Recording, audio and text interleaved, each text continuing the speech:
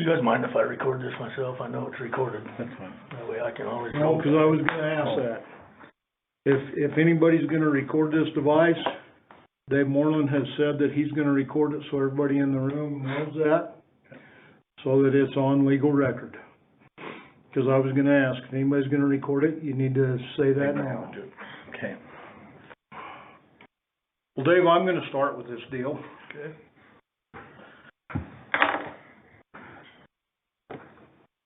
I am so frustrated with this thing right now, I could spit nails.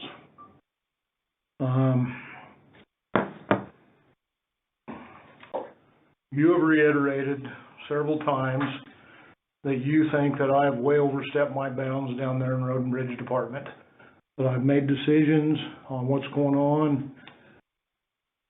I made a comment to you 2 weeks ago, that I felt like that if I was gonna fire anybody, it'd be Dave Sanford.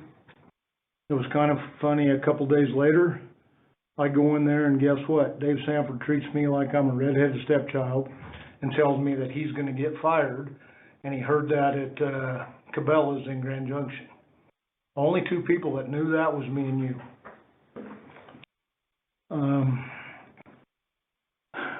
Dave, you've been just like I told you that night on the phone. You don't want to accept any response, and you're not the victim here by any means. And today, this conversation with us, you've done a great job with Road and Bridge, but at the end of the day, you got a guy right now that you want to promote down there for the district supervisor that's not doing his job. And I don't know if Mike Hayes called you or not today or not, but that's the kind of deal we're dealing with. And I don't know how to get around it. You got to quit stirring the pot as well, I guess is where I'm at with this thing.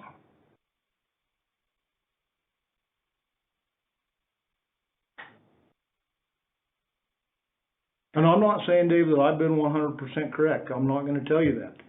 But I'm telling you where I'm at with this deal right now is Dave Morlan's going to have to accept some responsibility that he had some wrongdoing in this thing as well.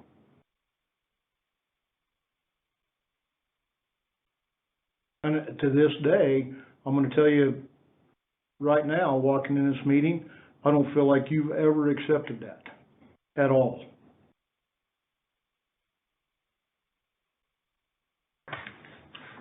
Hello there.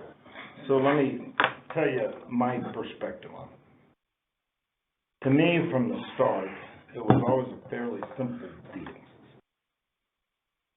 That you had an employee in Rangeley that violated some policies. And you verbally reprimanded him, we'll call it that. The policies that he violated, especially a couple of them, they were a violation of policy. They weren't that serious of a deal, in my view. I think that Roy did not personally gain from what he did. It was not malicious. He was trying to be fiscally responsible. He maybe used some bad judgment specific to the one that we didn't call for flaggers, it was a safety issue, I get that. But they were a violation of policies, and you reprimanded him for it. He felt like you went over the line and were verbally abusive in the process. He files a complaint. He has a right to do that. Our HR department goes in, does an investigation. They come back and they say, yep, Roy violated policy. Dave verbally reprimanded him. Dave violated policy, if you want to go by strict policy, in the language he used. And none of this is language none of us haven't heard before. I've worked in the back of a sawmill as a kid. I'm not going to be shocked by, I know what an ass eating sounds like. But bottom line is, you both had violated policy. If you're going to drive that home with Roy, then the same standard has to be applied to you. Shouldn't have been a big deal. We put a letter in your file, yep, you violated policy. We're done. With one condition there, and that was you cannot, under any circumstances, even show the signs of retaliation against the guy that filed a complaint. He has a right to do that, as does any other employee. You can't punish him for filing a complaint. It certainly has appeared ever since as though you're struggling with the fact that you got a complaint filed against you. Kind of understandable, but man, in my opinion, if you just truly accept that, yep, I goofed up. I didn't goof up that bad, but I goofed up. Roy goofed up. Let's move on. That's all I want. I want two things.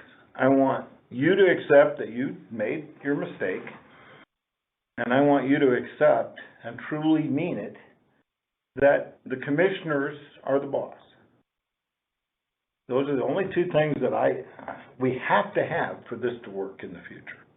That's where I'm at. The issue, what you did, the way you talked to me was blatantly wrong. Big time. I don't buy the piece that but anybody that done that. No, you're supposed to be a professional. But I'm going to put that aside.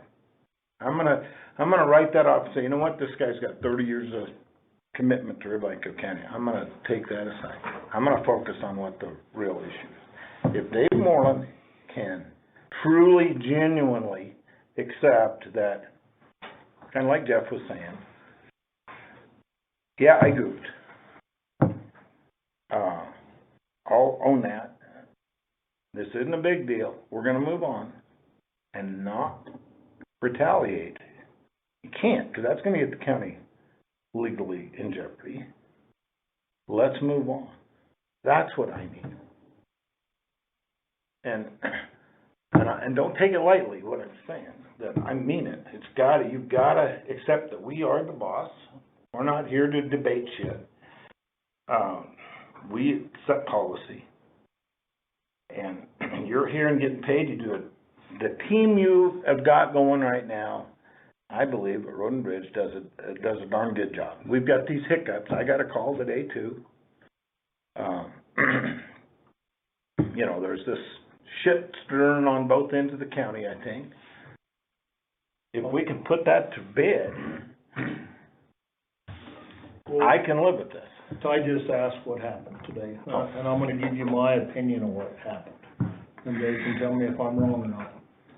Dave Sanford, from that last snowstorm we had down there, and this is what I talked to Dave about, between the conversations that Dave and Dave Sanford have had over the last month or month and a half. He doesn't want to be there. He's got a really shitty attitude. Anything he can do to derail this deal, he is stirring that pot. So at the end of the day, we get that big snowstorm down there in Rangeley 2 weeks ago. He goes down County Road 102, goes up County Road 23, makes one pass. By our policy, that says that road's open. Those roads were so freaking shitty, the snow was that deep to that deep on them. So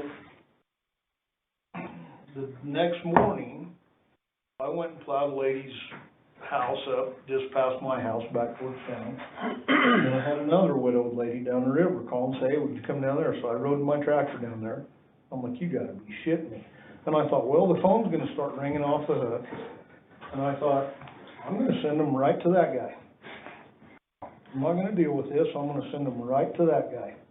And he can decide what he wants to do with Dave Sanford. And that's where I'm at with that. Well, if you go drive, those roads are we have the best roads we've ever had down there on the west end, as long as I've lived down there this summer.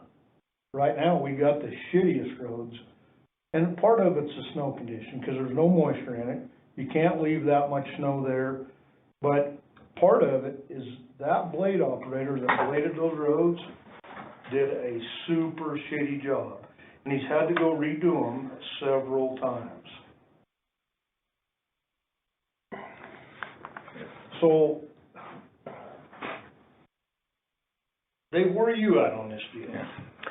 Well, And you can tell I'm super frustrated. I am. and believe me, Jeff, I am too. I mean, I was so frustrated, and maybe we'll get into it a little bit more. I mean, that's why I did get an attorney, and I'll explain why here in a little bit. But on this my case thing today, both districts have been struggling to get snowpack because of the snow. It's that dry shit, just, there's no moisture in it. I've talked to Roy a couple of times. I said, yeah, I understand, buddy. The guys up here are having the same problem. Same problem. Monday conversation with Roy, I said the same thing. I said, you know, just peel it down to as close as you can. That snow is not going to pack. We can't wait for the sun to come out to melt it to even give it a little water content. Kick it off. Get it down as close as you can. Okay, so today, my case called. Yeah, my case, this is my case. He said 23 is the worst he has ever seen it. And he said last night he was coming home, he swerved to miss a cow. And you got to know my case. Last year, I mean, we had that road, there's a nice snowpack on it. It was smooth. These cars were going 50, 60 miles an hour. It was bitching about the snowpack then. Well, Mike flew off the road, fresh my memory, Jeff. He punctured a tire or some goddamn thing. But it's all the county's fault. So he drives fast. So anyway, he swerved to miss a cow and went off the road and almost rolling his truck. Well, to go back to correct your recording, Mike does not drive fast. He drives probably slower than anybody out there. Really? Mike's a putter. Really? Mike Hayes is a putter. You can be running up that road 35 mile an hour and you're gonna catch Mike Hayes. If he leaves town and you know he's going up 23, if you cruise up there at 45, you're gonna catch him 10 miles. Yeah, Mike Hayes does not haul ass. And he said he went off the road almost rolling his truck because Dave Sanford left snow on the side of the road and in the road and on the side of the road where people can't see it. And I jokingly said, why didn't you just hit the cow? And he said, because the cow is a good friend of mine and I didn't want to hit the cow. So I said, okay, Mike, how much snow's there? And he said, there's about 8 to 10 inches. You just verified it, right? I said, okay, well, did you call Roy? And he says, yeah, I called that no good motherfucker. And he told me that he couldn't do anything because Sanford and Morlan are good buddies. Is that what he told you? No. What he told me was, just so that we get this straight, so that we get both these things out here, is he told me he called and chewed Roy's ass and told him that 23 was in as bad a shape as he'd ever seen it, pissed off because he rolled his truck, and he said, what the hell's going on? And I said, Mike, I'll tell you, we're having some issues right now. And he said, why in the world can't we get this road fixed? And I'm like, I said, I know that blade head's been sent out there 2 or 3 times. I said, why don't you call Morlan? He said, because it falls on deaf ears again. That's what he told me. And he said, I do not want to call Morlan because it doesn't make any difference. Well, See, in my case, he ought to give me a chance anyway. Well, Let me finish what he said. I'm just Right, telling you repeating exactly what he told me. Right, and I'm telling you what he told me. So then, hold your thought, Bub. To Sanford, and I can't do a fucking thing. Roy, I said, did you talk to Roy? Yes. What did he say? He said he couldn't do anything because Morlan and Sanford are good buddies. Then Mike said that I, meaning Morlan, is not going to do a fucking thing because that fucking gravel is more important to me than human lives. Goodbye, and he slammed the phone down. Which Mike said that over and over. Again, that's a way different conversation. You know, that Mike thinks we own oil field and we can't do that. Right. and he's never gonna see it. We've had that conversation about it, but. And he called me, just for the record, and he just said that he had called you, and that he felt like you just kind of laughed it off. I'm just repeating what he said. And then he went down that same road about Morlan cares more about that gravel than he does us. And I thank him for calling. He did say something about the fact that this goddamn problem exists because Morlan and Stanford are buddies, et cetera. Consistent, I think, with what Jeff's hearing. I'm just repeating what he said, because I don't know Dave Stanford, I've never met the guy. But it sounds to me like, I'm drawing conclusions here, that Stanford's kind of stirring that pot down. And I don't know the guy. I mean, it's pretty obvious to me that he's stirring that pot, rather than just getting out there and getting the damn road bladed the way it ought to be. But I think we're getting in the weeds. We are. Yeah, we need to stay on topic here about what's really the issue is, Dave, I've probably been the biggest advocate through this whole deal about you staying on with Road and Bridge to finish 8 or 10 years. I really have, and you can ask Gary that, and Gary's been as well. Yeah. Because I don't want to see a guy, you bring a lot to the table, but with this deal, it should have been a very simple thing. Yeah. Just like Gary said, Roy brought a complaint back that is completely within his power to do that. Laura did an investigation. We found that the validity that he brought that investigation, it wasn't conclusive, but there was some wrongdoings through that investigation. So it wasn't as severe as what Roy had indicated. Yeah. That's Laura's take on it. That's the report we got. But still, at the end of the day, there was some wrongdoing on your part through this. Water under the bridge, let's let it go. Let's figure out how do we move forward from here forward and get it done. And this thing, it just keeps escalating and escalating and escalating. And that's where I'm at. I'm just like, let's quit. And I get a sense, and I have not talked to Roy, but I know you guys, we had this little mediation kind of a deal. And I think I felt like when we walked in that room that day, Dave, the look on your face told me that that mediation had not been a success. You were nothing but pissed off, is the look on your face. You're not like me. You're not probably that good a poker player, just because it shows on your face. But maybe you are, I don't know. But No, it's not. I'm That's why told you always that. kick my ass in poker. And if I did, you're pretty bad. But anyway, again, Dave Morlan can screw up. Gary Moyer can screw up. We just gotta own it and be willing to accept it. It's okay. I do not, and I've said this from day one, I don't want to see Dave Morlan's career end on this kind of a deal. No. But we've got to be able to work with you. And you've got to accept the fact that just because somebody filed a complaint against you, you cannot retaliate against them and hold a grudge and so on and so forth, legally. Exactly right. That's what we're asking, and you know, recognize that you know, honestly, if Jeff wants to go in that damn shop down there every day in Rangeley, it may not be policy, but he was elected commissioner, and he, by God. Well, and I asked you a question the other day. The way I see it. What's the difference between me walking up here and walking in Laura's office or walking in Janae's office? You guys are recording this, right? Good, green screen. What? And you said on the recording who's in here. Yeah. We did. All right. Sorry, guys. I got you covered, man. Or walking in Todd's office. It's no different than me going down there. And not once, Dave, have I ever changed policy for you. If I listen to them kids, now have I built a relationship with them kids? Absolutely. But that's not a bad thing. And I should be able to do that.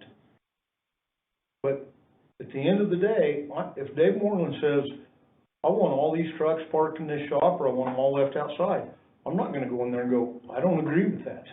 That's not my job. I'm not gonna tell them, that why didn't you put this much gravel on this road, or why didn't you compact it like that, or why didn't you cut that shoulder, or why is this a 1% from the center of the road to that? I'm not gonna do that, Dave. And I've told you many times, Jeff, I'm not accusing you of doing that. But you have, Dave. Well, when you, in one conversation a couple weeks ago, when you were accusing me of all these bad decisions, and then, I mean, Todd tells my attorney, and I'm going, well, what are these bad decisions? That's when you get into the gravel. That's when then you get into the like the 65, which these two probably don't have a clue what we're talking about. The bad decisions on 101 where me and you beat to death.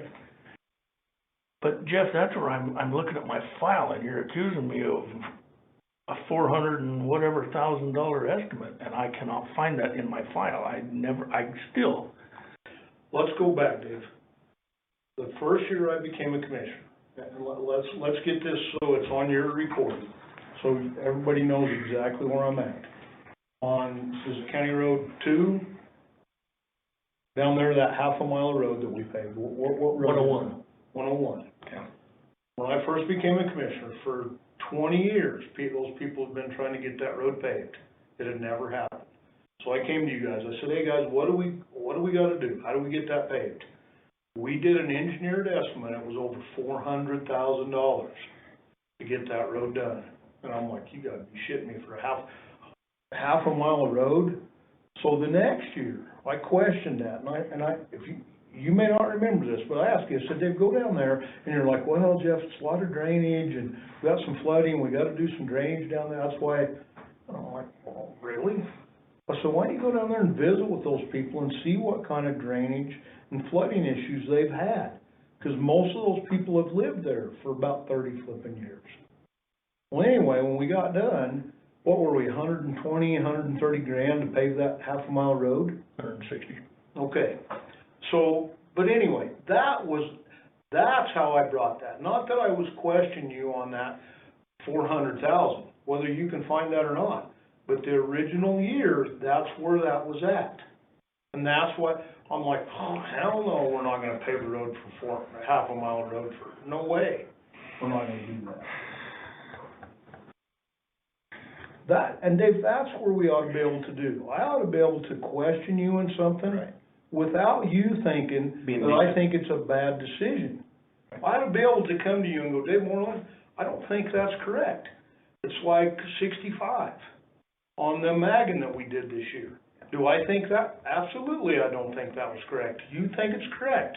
I'm willing to leave that lie right there. But at the end of the day, I drive across that road 2 or 3 times a week. You drive across it once a month, maybe. I get to look at it pretty regularly. Yeah, there was a few, it's a dirt road, but you could still drive that road 65 miles an hour, Cadillac. That road was fine. You've got to expect the fact, this is how I see it. First of all, you do need to recognize that, I'm not going to speak for Ty, he's brand spanking. Jeff and I each have a lot of years of experience in the private sector. And the feeling I get, this is me, is not just you, but there's a lot of folks around here that have zero freaking understanding of the value of that. What we bring to the table, in my opinion, has a lot of value. And that questioning you on the finances of it. 73 Bridge, Gary Moyer shouldn't be an SOB because he's questioning, why are we looking at spending $500,000 of local dollars and $2 million total on a bridge? How much does that serve? We need to be on the same team. But our job is to question that stuff because we're getting questioned from the people. We were elected to make the best, be financially responsible to the people. I feel we were. And that's what we're doing. It's not a personal thing against you. And we somehow got to get it so you don't feel defensive, you don't feel threatened because we're questioning something. Does that make sense? It makes perfect sense, Gary. And I'm gonna go back to the 101.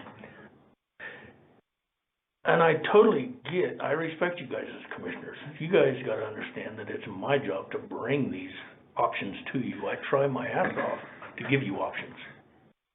Because you don't hear anything until I bring it to you, so it's like, well, I put a lot of thought into this. My mind, here's your options. You might think of some more. So, when you sprung and I totally agree, I would love for you guys to bring questions. But Jeff, this is 5 years afterwards. Yeah. I mean, I would love for you to bring questions and question me when I bring them to you. I did, Dave, the next year, and guess what? The following year, we got that road paved. And here again, I'm looking at my file after you told me that. And I'm looking at my file. I never ever did see an estimate that I gave you guys $400,000. There was one at $290,000. So then. Oh, go ahead. Yeah, just Please. And please, Gary, I'm not arguing. I'm just telling you what's in my file and what I remember doing. Okay. So I look in there and there's an estimate of $290,000, and I totally agree. I did not go to the constituents down there because of the flooding. I'm going by my district supervisor and lead man down there telling me how this thing floods all the time. Okay, we need to build it up with rocks. I hate putting, we looked at the drainage, there's so many gas lines, there's phone lines, there's everything down there. It's like, Jesus, we couldn't have put a can in there if we wanted to. The one guy, I can't remember the guy's name, he had a can there for us when he said, yeah, you need a can here. Yeah, we do. We ended up putting 2 in it. Yep. He had one, and then we put one in, or we put them both in. We paid for one. So then you remember me saying if we wait a year, United is going to put that plant in Loma. Therefore, it will take that cost down. From hauling asphalt for half a mile from Rifle. Now we'll have to pay it from Loma. That's why we did it the 3rd year. Exactly. So that brought that price way down. I completely agree with you. Then I'm saying, Jeff, we built that road up, to get it up a little bit higher, number one, to get it up out of that floodplain. And that's when you were calling me bullshit. And we didn't, Dave. Yes, we did, Jeff. How much money did we spend on hauling dirt in there? It's in the file, and I've showed everybody that hauled gravel when, what day, how much, and even hauled from Piens Creek Pit, because we didn't have any 3/4 in Rangeley. So we hauled gravel 1.5 inches to build that up a little bit. We got caught with our pants down on a big ass rainstorm. The flipping school bus got stuck in there. That's how much gravel we put in there. Then to put a nice road base under that mat, we hauled 3/4 out of the Piens Creek Pit. Just enough to smooth it up. I took, to bring that cost down, because we didn't have shit for money, remember? Road and Bridge ate that haul, ate that gravel, and ate the labor, equipment and labor, and then I also took the shoulder material out of there on both sides of the road, didn't charge any of that to the project, and that's what brought that price down to $160. Well,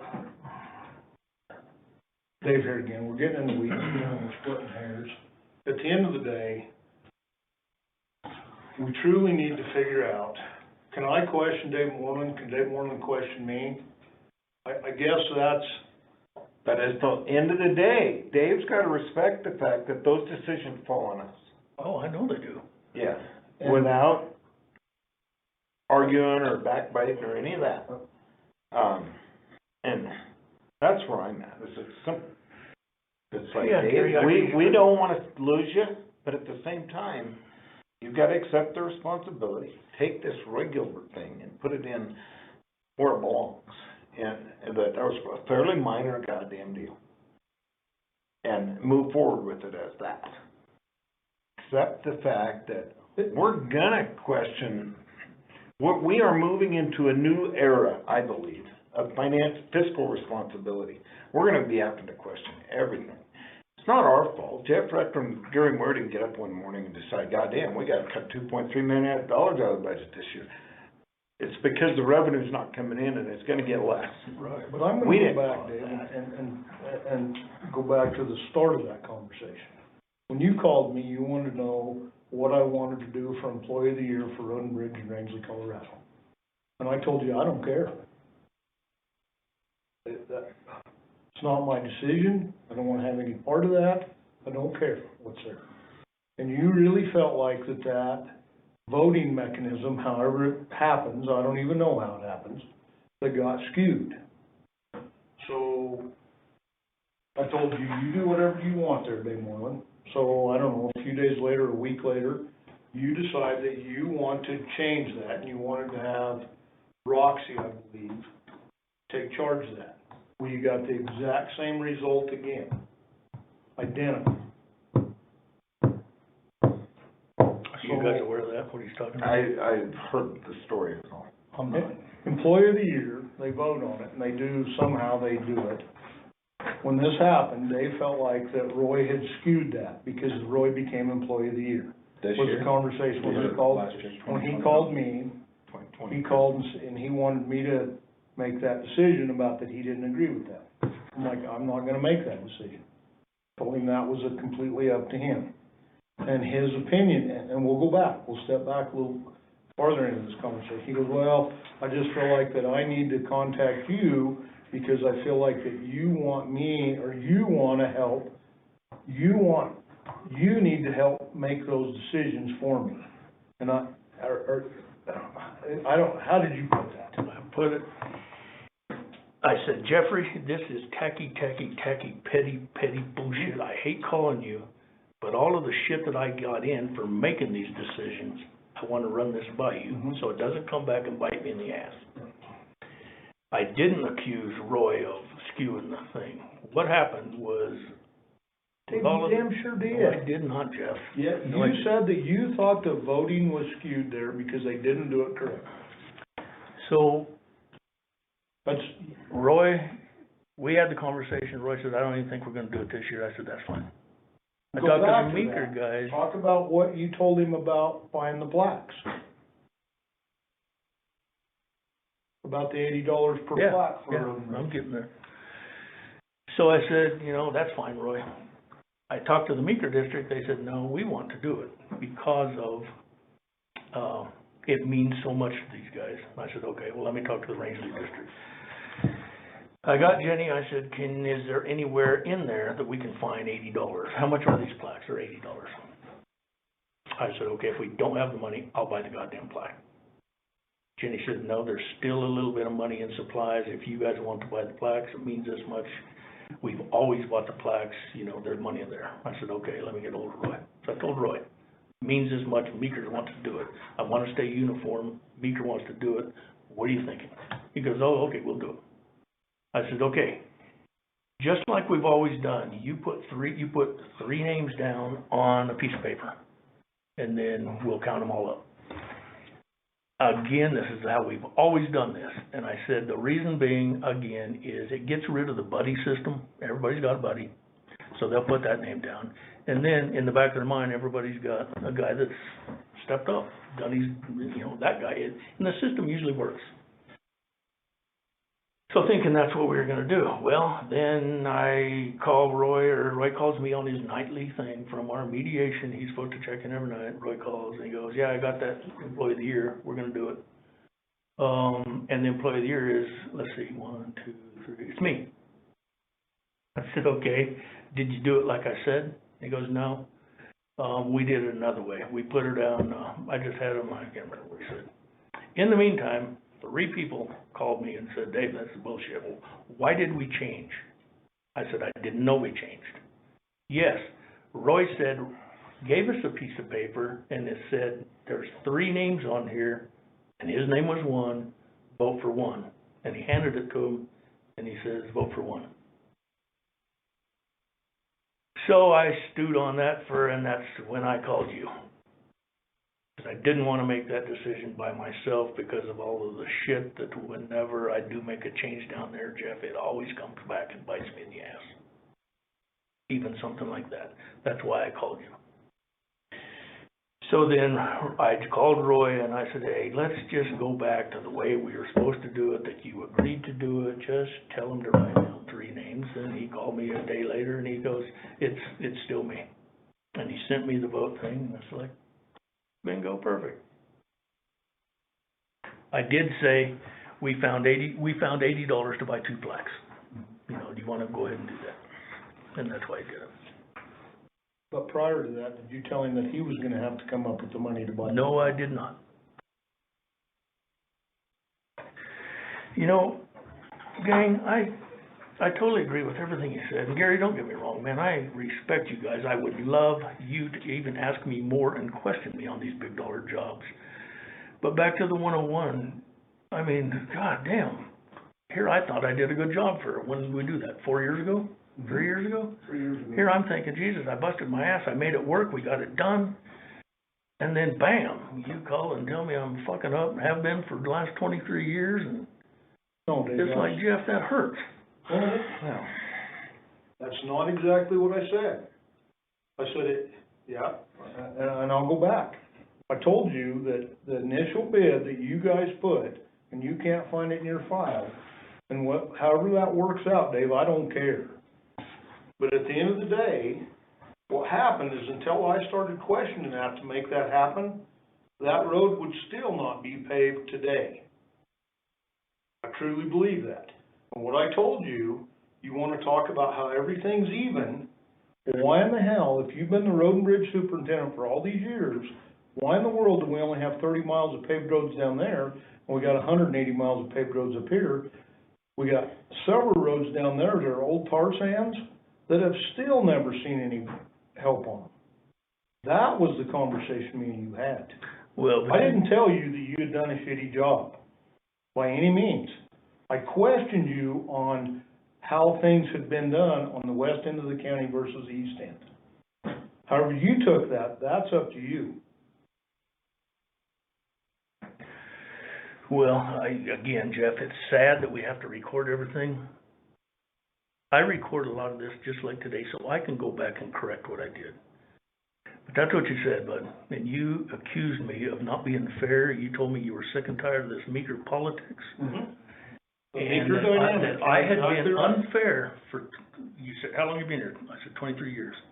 I said, for all of these years, yes, you, and that's when you said, how come Rangeley's not getting a fair amount of asphalt? Mm-hmm. And I said, Jeffrey, Meeker District's got over 140 miles of asphalt, Rangeley's got 23. So how can I analyze every inch of asphalt every year. That's where I put that money. I don't give a shit whether it's in Meeker, Rangeley, or Craig, or whatever. That's what I do by data, proven data on which road needs it the most. And that's when I said, I said, which road is worse than 8 in Rangeley? And you said 23. And I said, Jeff, there is not a crack in there, in that road. Yes, that tar sand, that's You want the to weirdest. pull the snow off of it right now and look at it, Dave? As soon as it goes, I'll be there. In the middle of the summer, you're exactly right. There is no cracks in it. And that's what I'm about to say. That tar sand is the weirdest shit I've ever seen. Mm-hmm. Right now, it's Ripley.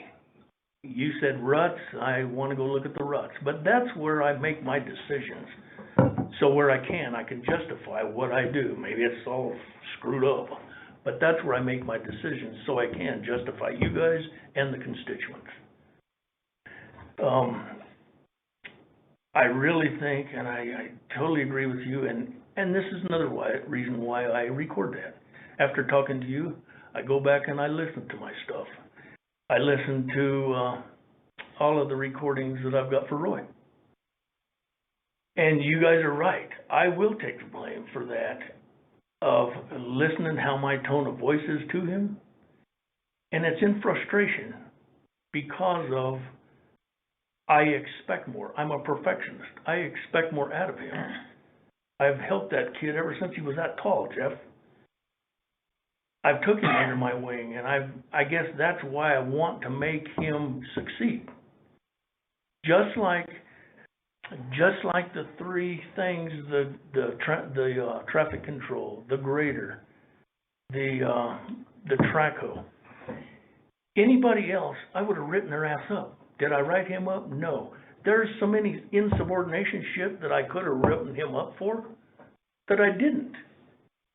I want him to learn. In our mediation that time, the kid sat there and bawled like a little girl. Bawled. Dave, I respect you so much, and I know I lied and I did all of this, and how in the hell am I ever going to get your respect back? And Todd says, Dave, that's a question. I said, Roy, number one, you can quit your damn lying. Todd walks out of here and said, whoa, we have some fabrication going on here. It's not just me, and you know that, Jeff. Mm-hmm. You do know that. And Roy went on and on and on, and he goes, Dave, you're always there when I call you. You always come down. But every time you come down when there's a situation I need help with, you get out of the truck, I tell you what the problem is, and then you just start wandering around. I said, yeah, Roy, are we talking on 27? Give me an example. He goes, yeah, 27. I said, okay. What were you and Van and Sanford doing? Well, we were just standing there where we thought the culvert needed to go. And what it is, gang, there's a big cross drain here, a big valley. There's a big valley over here. That water has come over for so many years, it built up that alluvial plain, and now it's just found a new direction and it rounds the corner. And it comes over here and it meets in this little section. The road isn't from here to the road wide. There's a steep bank on this side, and a 30, 40-foot drop off on the other side. At least. And that water is collecting there and dropping over the edge. And they said, and Roy's saying, we need to put a culvert here. And that's when I take off wandering around, and I go down the road, and I look where the water's coming from. It's a pretty good drainage, right? And I analyze the whole thing over, and I walk back up to those guys, and I said, okay, Roy, what did I do when I walked back up to you from wandering down this way? And he says, well, you said, did you look at the big picture? I said, right. I said, what did you say? I said, no. I said, okay, then what did I do then? He says, well, you took off wandering up the other way. And I said, that's right. I wandered up there for 15, 20 minutes. Then I came back. I said, what did I say then? Well, you said, did you look at the big picture? I said, yes, sir, I did. And what did you say? I said, no. I said, okay, gang, follow me down here. I want to show you what I'm looking at. What did I say then, Roy? Well, you said that if we put a culvert down here, then that water will never get up there where we're at. I said, exactly. That's what I mean by looking at the big picture. I said, okay, what happened then? Well, we went up to the other place that you wandered around. I go, what did I say? Well, you said to put a can here, then that water would never, it's on its natural path. And then the water would never get here. And I said, exactly, Roy. And I said, that's what I mean by the big picture. I said, okay, you had another problem. Same damn thing, that the water's, instead of going down its natural path, it hit that alluvial plain from sediment, turned the corner, now it's coming around this cattle guard, and you want to put a can up so it doesn't go in the cattle guard. I said, come over here, I want to show you the big picture. Same thing. He still said, you just wander around and that's all you say is look at the big picture. I said, then why in the hell don't you follow me if I'm wandering around? That's what I'm doing. Still, Jeff, I'm trying to help the damn kid. But we've got a major, major problem of him not telling them the truth. Major problem. Just like the Mike Hayes that happened today. We don't know. It's an assumption. Did he tell Mike Hayes? I can't do anything about it. History tells me that's how he gets out of these things, and then he fabricates it from there. Did he tell Mike Hayes, I can't do a fucking thing about it, Mike, because him and Morlan are buddies? Can you hear him saying that? Yeah, I can't hear anybody saying anything anymore. Right, but that's where the damage starts. That to me, that's our problem. Now back to you, Gary. I totally agree. Do I really? That's where I think I fail, because I'm talking to him. Listen to my recordings. It's like, God damn, Dave. My wife even says it. Shit. Yeah, I can see where he thinks he's a piece of shit. And it's like, bingo. I have to correct that. the 3 incidents down on 27 with the Traco and the traffic control and the borrow and stuff, I did not say any of that shit that he's saying. I will stand to that. Well, I'm basing my take off of the meetings we had here with you and your description and my recollection of your description of here's what I reprimanded Roy for. And there were policy violations. And I guess I still go back to the deal of, okay, honestly, my personal opinion is they weren't that big of a deal, but they were policy. Traffic control was the bigger of the 3, but, so he got his ass chewed for, would be my language, for not following policy. You're a supervisor, that's what your job is to handle that the way you see fit. But you've got to respect the fact that he did have a legal right, if he felt, and apparently did, that he was mistreated. He had a legal right to file a grievance. He did that. HR did an investigation. They found out that, yep, he had violated policy and you had violated policy. In my opinion, fine, not a big deal. So we both violated policy. Let's move on. And it just appears as though, whether it's him or whether it's you, we haven't moved on. And we're going to have to. We've got to move on. And to the point of it's just turned into the shit show, and we've got to make a decision. I tell you what I'm really troubled by is the proposal we got hit with yesterday from your attorney. I find that really troubling. You know, this idea that you're going to dictate to us which commissioner is going to supervise you, no. That's how I see it. It's like, come on, Dave. Respect the fact that we were all elected commissioner here. On the other We side just of want that, this to... Dave, to give you an idea, let's say if this board decided to terminate you today, you have your attorney and your legal has, but if you don't get appointed, that's why appointments are there. It's a clean deal. There's nothing at the end of it. It really doesn't matter what happened at the end of the day. Pretty much basically a political appointment. That's what That's what an appointment's all about. And the problem is nobody ever used them until 2 years ago in Rio Blanco County.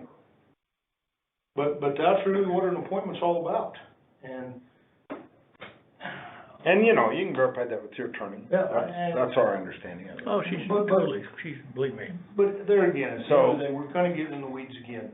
Really what we need to do, Dave Morlan, I want to save your job. I want to save Roy Gilbert's job. Because I truly believe that kid's done one hell of a job down there.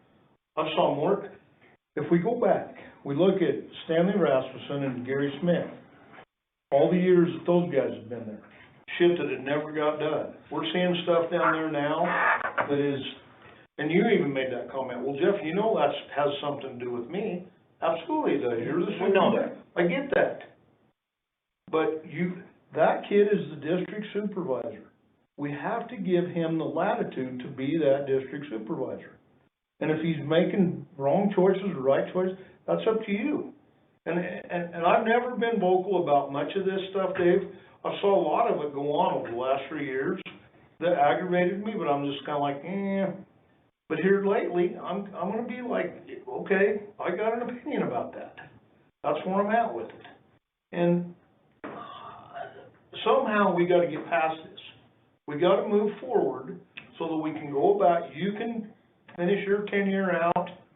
If that kid, if you truly think he's a lying, no good son of a gun that ought to be ran off, then let's figure that out and make that happen. But today, I don't see that. And maybe I'm clouded a little bit. But I want to move forward to get us all back on. I mean, I appreciate your comments that your goal is to help him be successful. Because that's really where I think we need you to be. I hate to say this, but we're in our 60s now. We're the frickin' old guys. We now can feel good about, we don't we can feel good about helping our kids. We can feel good about helping Roy be successful. We don't need the accolades from it. We're the old guys. We ought to just be able to look in the mirror and feel good about, hey, I helped that guy be successful. I know I did that. The public doesn't have to know it. I know I did it. And I know you're big enough to do that. That's the Dave Morlan I know. And how do we get this thing back to the level that it initially was, which was not that damn big a deal? Really wasn't. And move forward. I don't want to see Dave's career end this way, but we can't leave it the way it is. We got to do something. It's not healthy for you, it's not healthy for anyone. I tell you, this Dave Morlan thing is it has eaten on me as much as anything I've dealt with as a commissioner so far, whether you're aware of that or not. Because I've considered you a friend for a long goddamn time. And when I hear this shit from your attorney or secondhand that the commissioner's gone rogue and they're going to recall this guy and I'm going to run in his story, whatever it is, it's like, Jesus Christ, this is so out of hand. Can we get back? And that's the question I think we're asking you is, can we get back? Put this thing back into the perspective that it initially was, which was a fairly minimal deal. Accept responsibility that, yep, Roy violated policy. I maybe am guilty of chewing his ass too hard. I've been accused of that. I've been guilty of that. But say, that's what I did. Screwed up, let's move on. And turn around and work with Roy. And respect the fact that we're not the enemy here. Jeff Rector didn't cause this. Gary Moyer didn't cause this. Let's get it where it belongs in our heads and move on, because we've got to fix this problem. We can't let it continue the way it is. And I guess that's my question for you, and maybe you need some time to think about that, is, can you accept some responsibility? Can you accept the fact, genuinely, truly, that we were elected to make the policy decisions and not to argue with you about shit? And I get where you're coming from. You feel a lot of times like you're trying to help us, you're trying to make sure we understand all the angles, and we get to the point where it's like, God damn it, Morlan, because it's not just you, it's a lot of department heads. They're coming at us from 10 different angles because they didn't get the answer they wanted from us. And that's how it appears to us. Nothing personal. So can we respect the fact that once we make a decision, we don't want a bunch of crap about it, because that's how it feels, like it's a bunch of crap. Can you do that or not? That's the $1 million question I got. And I would love it, and I don't care if it's tomorrow or right now or a week from now, for you to come back and say, you know what, I have really thought this through, and I'm going to own my role in this, and I understand you guys are the boss, and let's move on. That's what I'm hoping for. Dave, you had something you wanted to say? Yeah, I'm just letting you guys, I'm seeing where you're coming from, and I'm trying to be as honest as I can. And I appreciate that, Gary.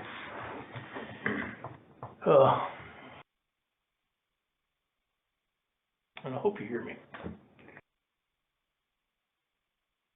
You're exactly right, Gary. We're in our 60s. I wanted to go here 3-4 more years. Mm-hmm. Right now, I can't, and I won't. Yes, it's fucking up my health. Sure. I can't do this anymore, gang. Mm-hmm. It's a hell of a lot more than what you're laying out here. It goes so much deeper than that. Answer your question, yes, I can make anything work, Gary. Again, it's fabrication on that end. I love that kid to death, and if I have to, we can really get into the weeds, and I hope you hear me out. Well, my thought is let's move from here forward. Well, I'm too, but I mean, everything that you guys said, I understand it, and I'm trying. I'm listening to my recordings, and I already said I have work to do. Mm-hmm. I have work to do. I'd like to go at least one more year. You know, I'll be 62. Yes, I'd like to get to retirement age. I can't do this anymore, gang. And now let me tell you why my attorney came up with this and some of my justifications on each one of those bullets. Can I do that? Sure, I mean, I've kinda already stated where I'm at on that. And I appreciate that, Gary, but I think you need to hear some of this stuff. I totally get where you're coming from. On number one, you guys don't have a copy of it.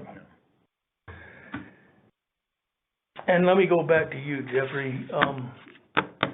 God damn, pal, we've had some good conversations. I thought I helped you through your sobriety stuff. Yep. And you have, Dave. And then this, Gary, you keep saying no big deal. To me, that's my job. I know you guys got all of this shit coming at you. I try to bring the least amount of crap to you guys because of that reason. I'm trying to do my job. When I talked to Roy about those three things, I thought that was my job. That is my job. And yes, No, nobody's arguing that. he does have the right to go. In my opinion, for everything that's said and done and comes back, and it keeps coming back, and I'll get into that, I really feel that kid thought he was busted so bad that he wanted to jump ahead of the game. That's why he told you the next morning. Again, that story is so fabricated, and it's getting worse by the day. So back to this contract of just, it's like, well, maybe this is what's happening. And again, you guys don't have a copy. You want me to read each bullet, or shall I make a couple copies of this? You can just read it. Okay. On number one, BoCC will reappoint Dave on January 26th. Dave will announce his voluntary retirement effective at the end of 21. Dave will help train his replacement. Again, I want to get through these big projects. I'll bring them to your attention, just like 73. I'll do my due diligence. I'll get bids. You guys are the ones who are going to make the decision. And I'll probably back you 100% bullshit. We can't do that. That's too much money for the money we got. I'll do that, just like this other bridge coming up. That was number one, and I already said that I'd like to go at least one more year, see the county through these big projects, have somebody in my replacement so I don't put the county in a bind. I don't know if I need to get into that one anymore. There has been a couple guys interested. Right now they see the shit that's going on. They don't want any part of it. Number two, unless all commissioners are present, all discussions between BoCC and Dave will go through tie gates.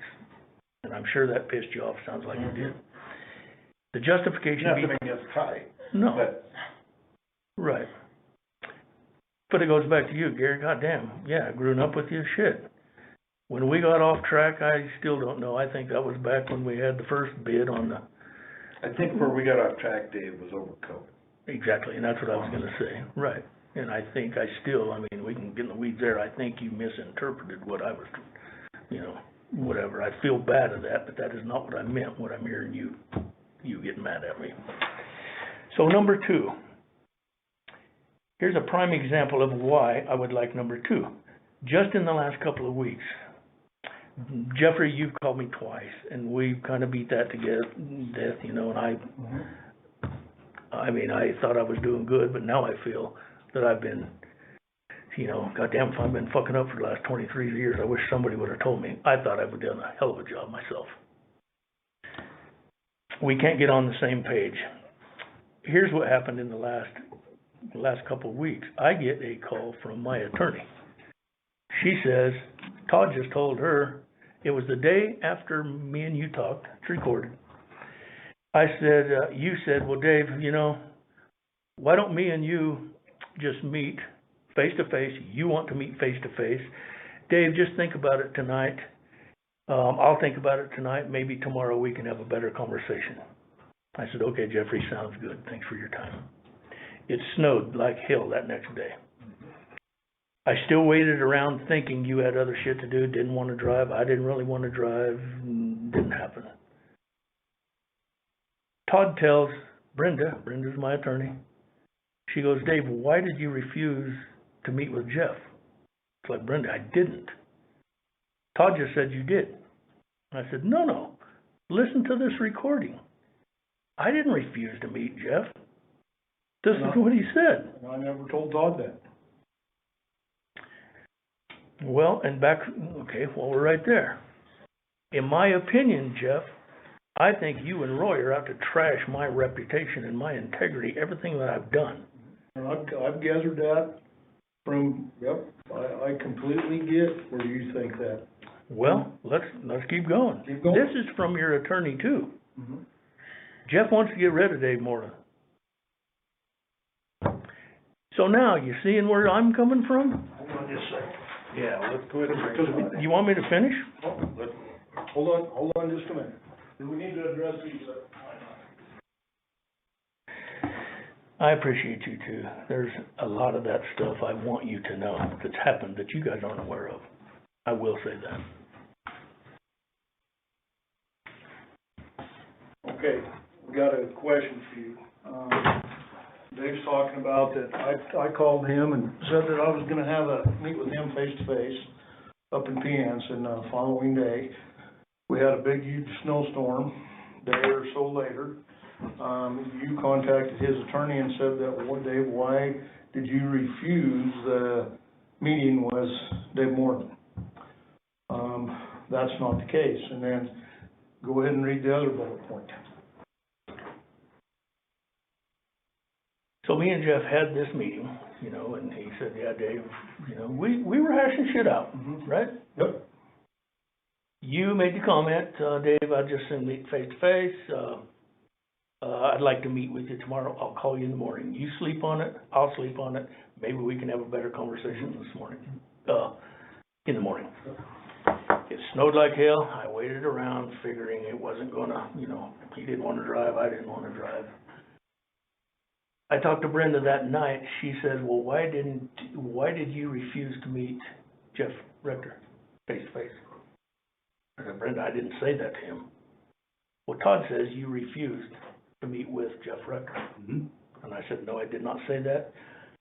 I've recorded the conversation because I'm trying to learn from where I'm fucking up. Okay. And I said, Brenda, I did not say that. You want to hear the recording? She said, yes. I played her the recording. Okay. She said, oh my God. Okay. That's where we're stuck. So the question is, I mean, where did that come from? I believe I got that from you, that, you and Dave were gonna have a conversation. We were, yeah. And that, But I don't know that I told you that I wasn't gonna have that conversation. Like Dave said, it snowed 10 inches. That next morning, I got busy doing the exact same thing. Same thing you were doing, out dicking with snow. and But I didn't I know I didn't say I'm not gonna have that conversation with Dave Morlan. And I don't know where the word refused is coming in too, and I don't know if I injected that word, I doubt it. But what got communicated to me was you guys had an initial conversation, there was gonna be another conversation, and then all of a sudden you weren't willing to have that conversation. And that's what I'm saying. I did not say that. I mean, I'm recording right now, so I can, Yeah. I can play it between all of us. Yeah. I did not say anything like that, did I? No, we were both gonna meet the next day. But at the end of it, that big snowstorm the next day, Dave, but there again, this is where I think this is where the issue lies a little bit here. We're relying off a lot of third-party conversations and we're basing our opinion off that. And I think that's why I wanted to have this conversation today, to hash some of this stuff out so we could get on the same page, to see if we can move forward, or if we can't, we pat each other on the back and we part company today. And believe me, like Gary said, we move on, but I'm saying that something's gotta change, gang, and I just started with what my justification on and what my attorneys, you know, what we came up with. And that's just the first one, Jeff. Keep going.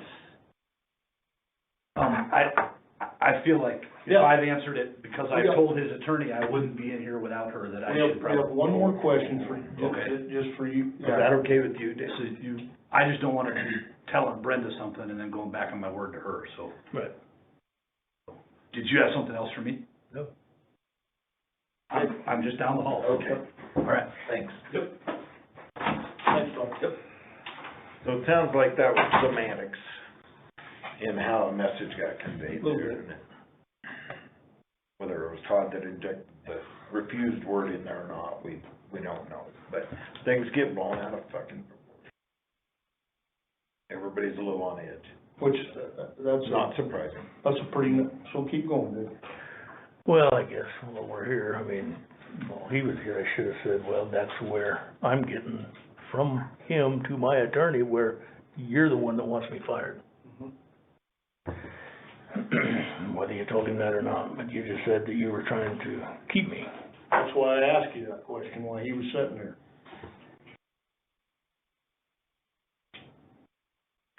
Okay, so in number 2, we've already talked about the asphalt. You didn't think I was treating Rangeley fair in any of this. Poor decisions. The gravel road, I wish these two, you know, we can touch on 10 or 65 gravel if you want. I mean, it's still, I thought I made the best decision possible. It was scheduled for $30-some thousand. It didn't need it. I wanted that gravel on the side of the road that they put on there. This was over mag. In the mag, right? My issue was the mag, not the gravel. Well, see, and I wanted that gravel pulled back up on the second application so we wouldn't lose it by plowing snow. And I showed Roy that. We hauled some gravel in there, some spot gravel. And when he shot that first application, which was a whole road, that spring, I went and looked at it and said, hey, Roy, it looks good, but there's a quarter of a mile of gravel. Hey, one more question. Dave, sorry to interrupt you. Dave had one more thing that his attorneys told him, that I was the guy that came from you, that I was the guy that wanted Dave Morlan fired. No, what I said was that it was Cy. Yeah. Well, you said both. Cy was more vocal. Oh, Rector wanted me gone. I have told her before, I think, that it was Gary and Rector that were, actually, you would be surprised, but that Gary and Rector were at your defense, and that Cy was the one that was vocally wanting you fired. There may have been a time when I indicated to her that I think Rector's done. I think he's ready. Which has been in the last 4 or 5 days. Week at max. Yeah. Week at You've max. gone up and down a little bit. Yeah, week at max, but up until a week ago, I've been at your defense, Dave. Pretty much. There were instances before that where I might dispute that, but overall, it was Cy that was from like fire him, and it was surprised, and I've always thought you'd be shocked, and I've told them to this, because he wasn't out to fire you. Because honestly, and I'm just a late adder, I'm the guy that ought to be the one saying fire his ass for the way you treated me. Period. End of story. I'm not gonna do that. Because of our friendship, because of our history. I'm gonna say, you know what, my dad's probably chewed Dave's ass hard enough, Thank you. deserve that. Let's put that aside. But there again, Fair enough. that's what I'm talking about.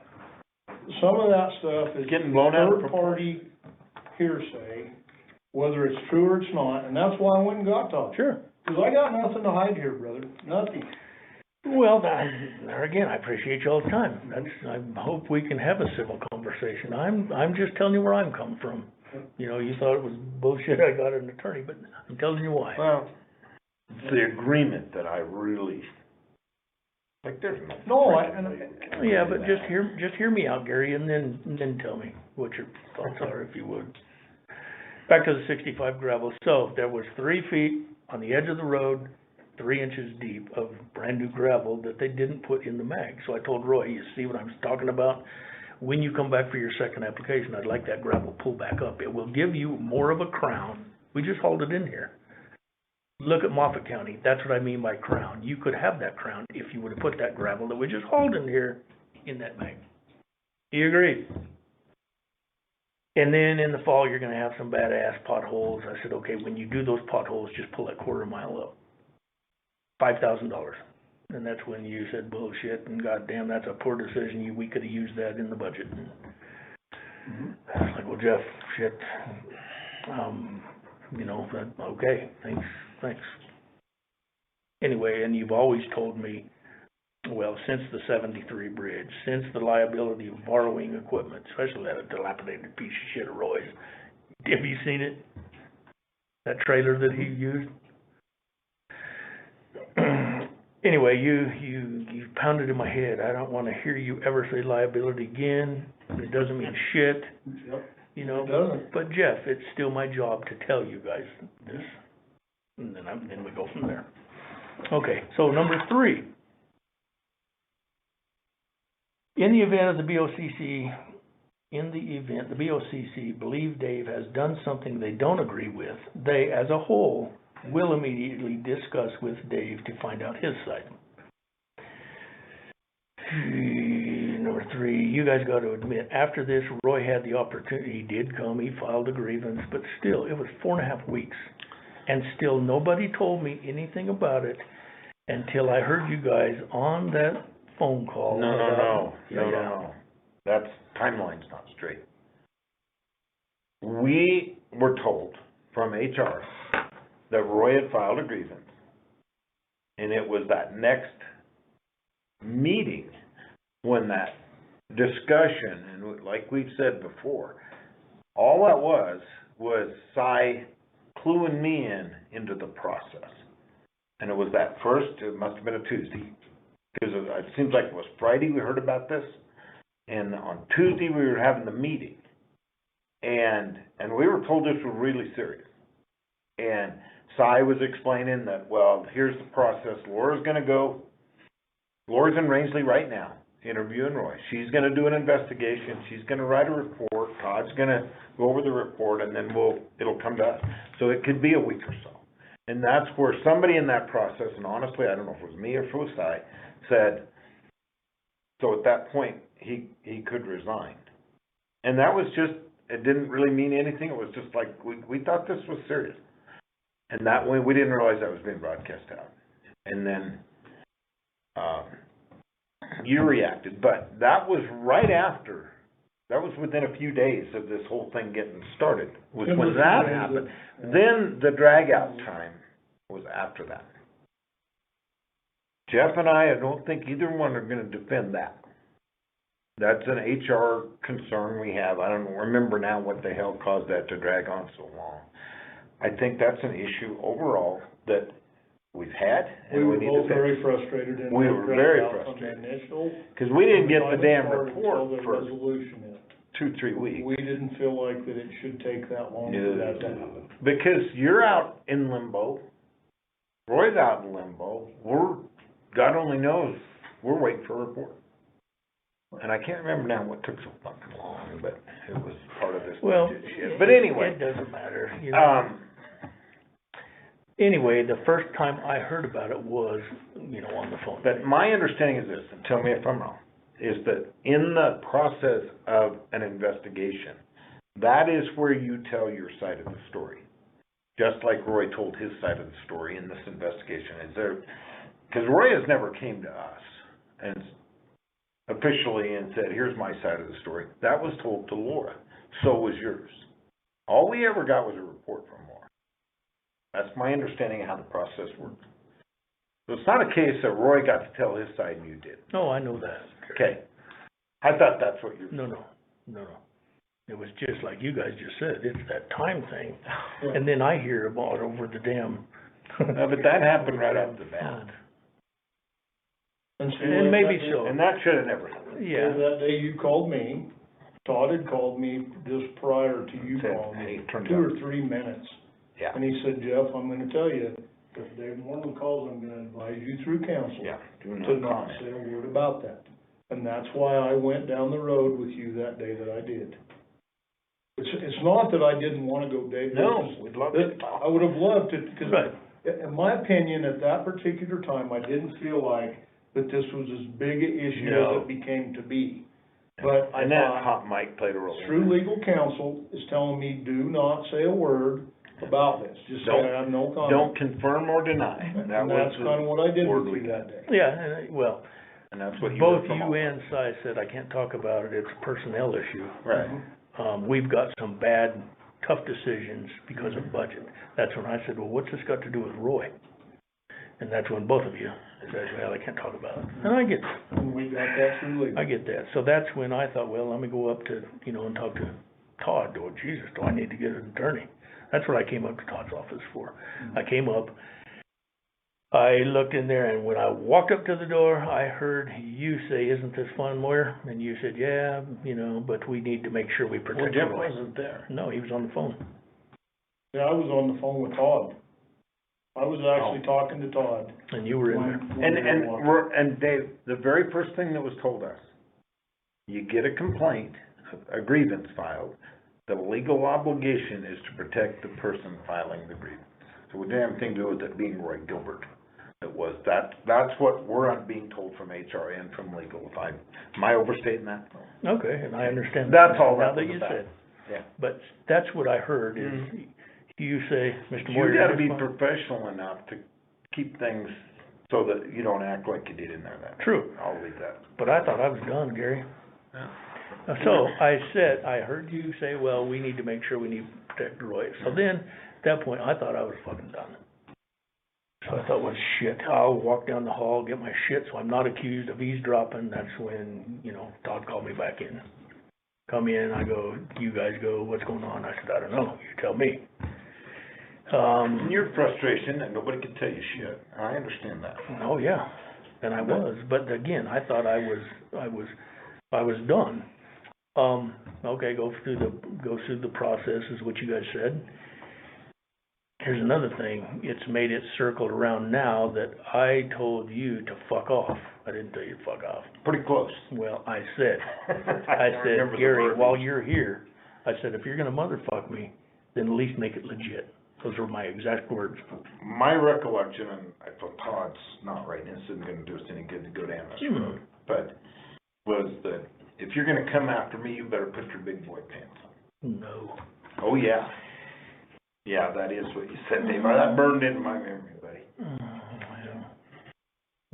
At least one. And Dave, to go back, But it's irrelevant now. It is, just so Gary. you understand, and I'll probably use this same comment to Todd. When the shit gets deep, at the end of the conversation, that's kind of been one of my things. Isn't this fun? Yeah, me, well, I asked him was that my yesterday. slogan, yeah. When we got done with the meeting, Shit, yeah. I don't mean anything derogatory about that. No, that's, Because it's anything but fun, I have a sniff of I that. guess is, On a But- copy but- just then.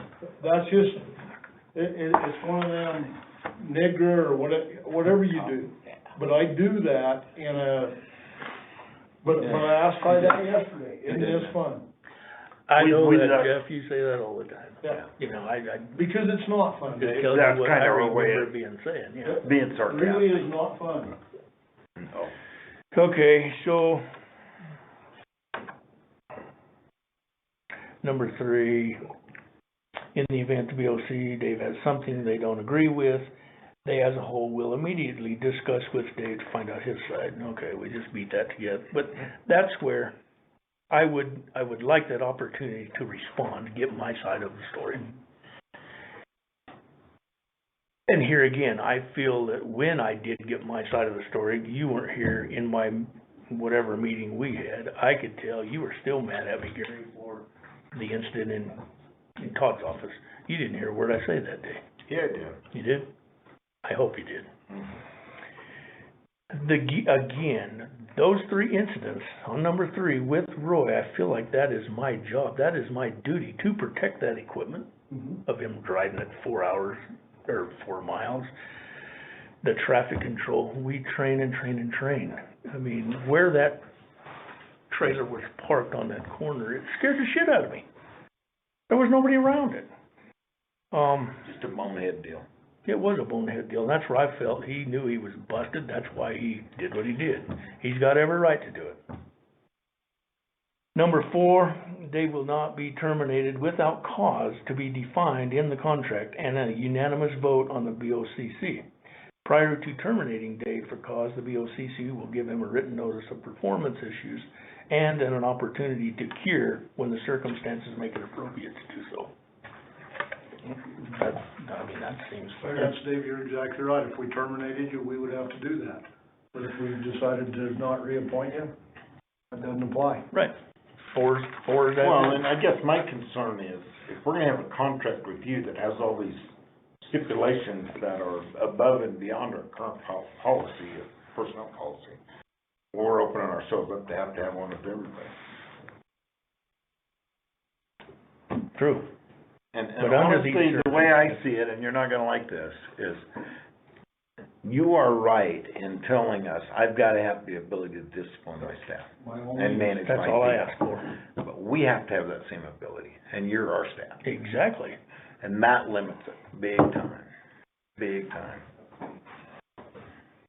Well, And that's why I personally, and I'll tell you right now, I'll never agree to that.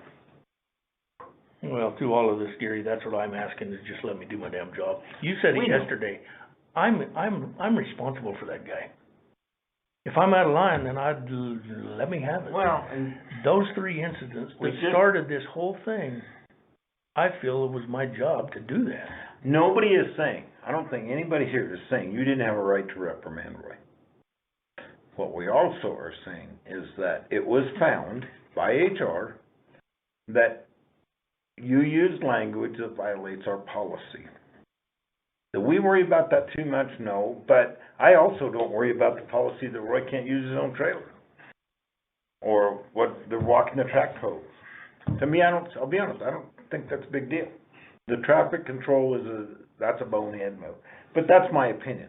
Policy's policy, if we're either gonna follow it, and you're gonna force Roy to adhere to policy, that's your job to do that. But then that means you gotta make sure and not violate policy yourself. And I think that's all that happened. I really do. You used language reprimanding Roy that's against policy.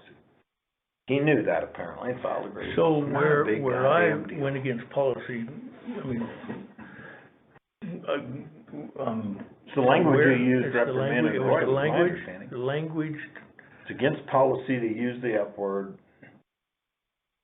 It's, What was it? It was in the report. and I'm not gonna cut hairs there, but like I say, Dave, at the end of the day, when Laura did her investigation, at the end of the investigation, there were some wrongful doings, and I don't remember exactly what they were. Don't, That Really, and I at could this be point, wrong. I mean, a little don't- bit. and I agree, Jeff, there was a lot of wrongdoings, a lot because I of, really thought that this thing would smooth itself out, Right. We hope. and we'd move forward. I truly thought through this whole program, when I put you and Roy and Todd in this room Yeah. to try to figure this out, I thought maybe you guys would come out of here with bloody noses and you'll walk out of here and go, okay, we got things Got her figured figured out. When Todd came through and he goes, man, I'm a I genius. got her fixed, and Yeah. when I came in here, I'm like, no, you don't. He didn't fix a Look thing. on Dave Morlan's face told me that these I problems. could tell by the way you were sitting in that back chair back there Yeah. that you were like, no. You were pissed.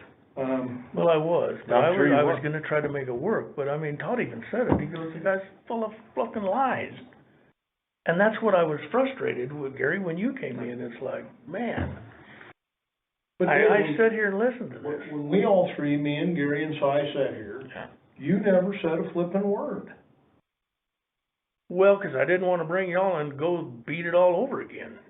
The meeting was a mediation, then you guys come in, I didn't wanna put you guys through and sitting there for 2 more hours of going through the same shit. But through that recording of that conversation, you talked about that you wanted to have the 3 commissioners so they could hear about that. Well, when we all 3 came in here, we didn't hear anything from Dave Morlan. Well, okay, let's back up. Well- Sanford is the one that wanted to, all 3 of you guys, because he said in his statement, Dave Morlan did not say any of that stuff.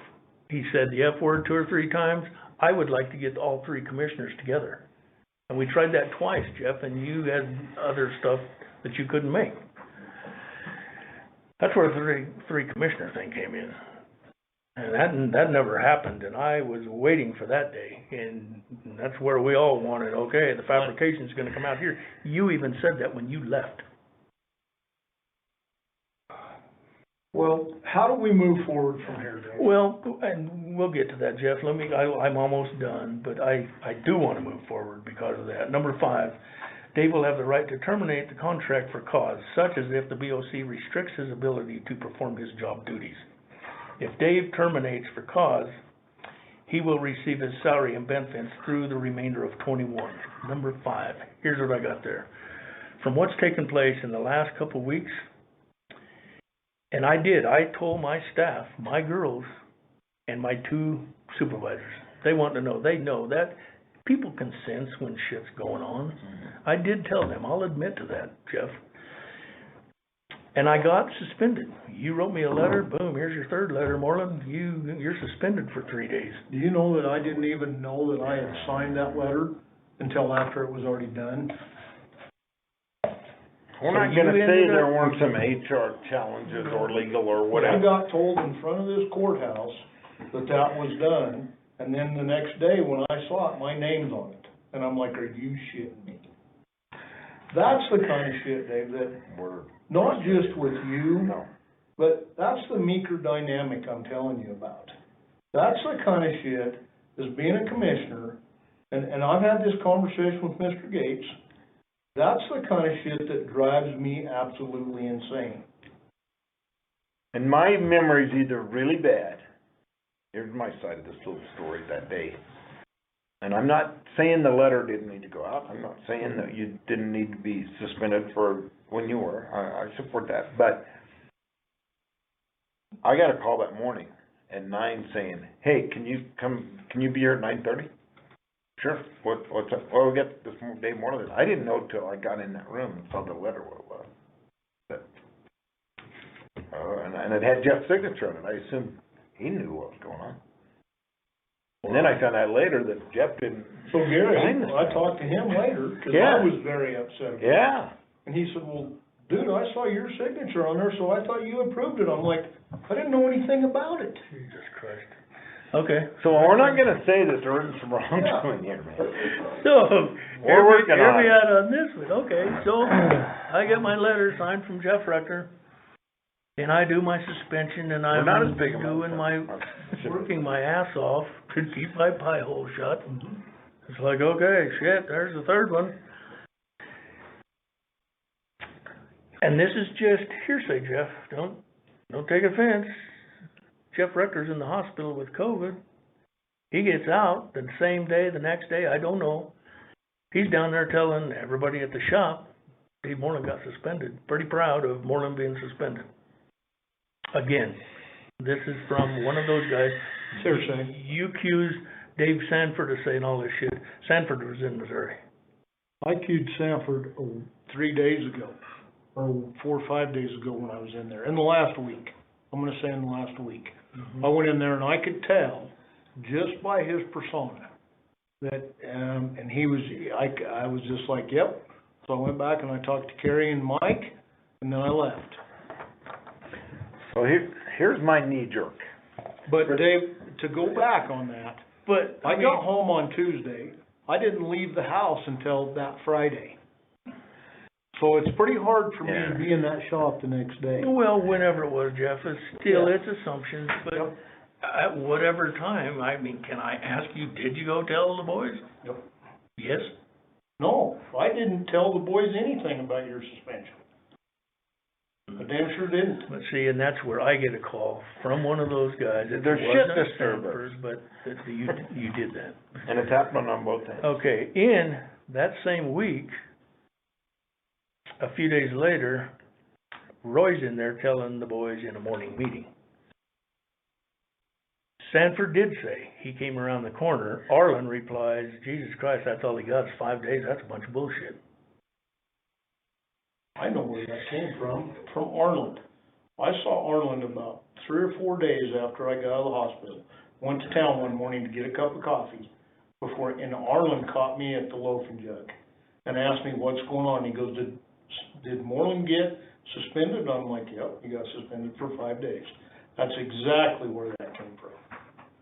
Well, this was in that morning meeting, and, I mean, Well, you're for right, me, it's Dave, hearsay, but I still, don't know what happened in still, that that morning shit meeting. is still happening, Jeff, when I'm on suspension for doing the same flipping thing.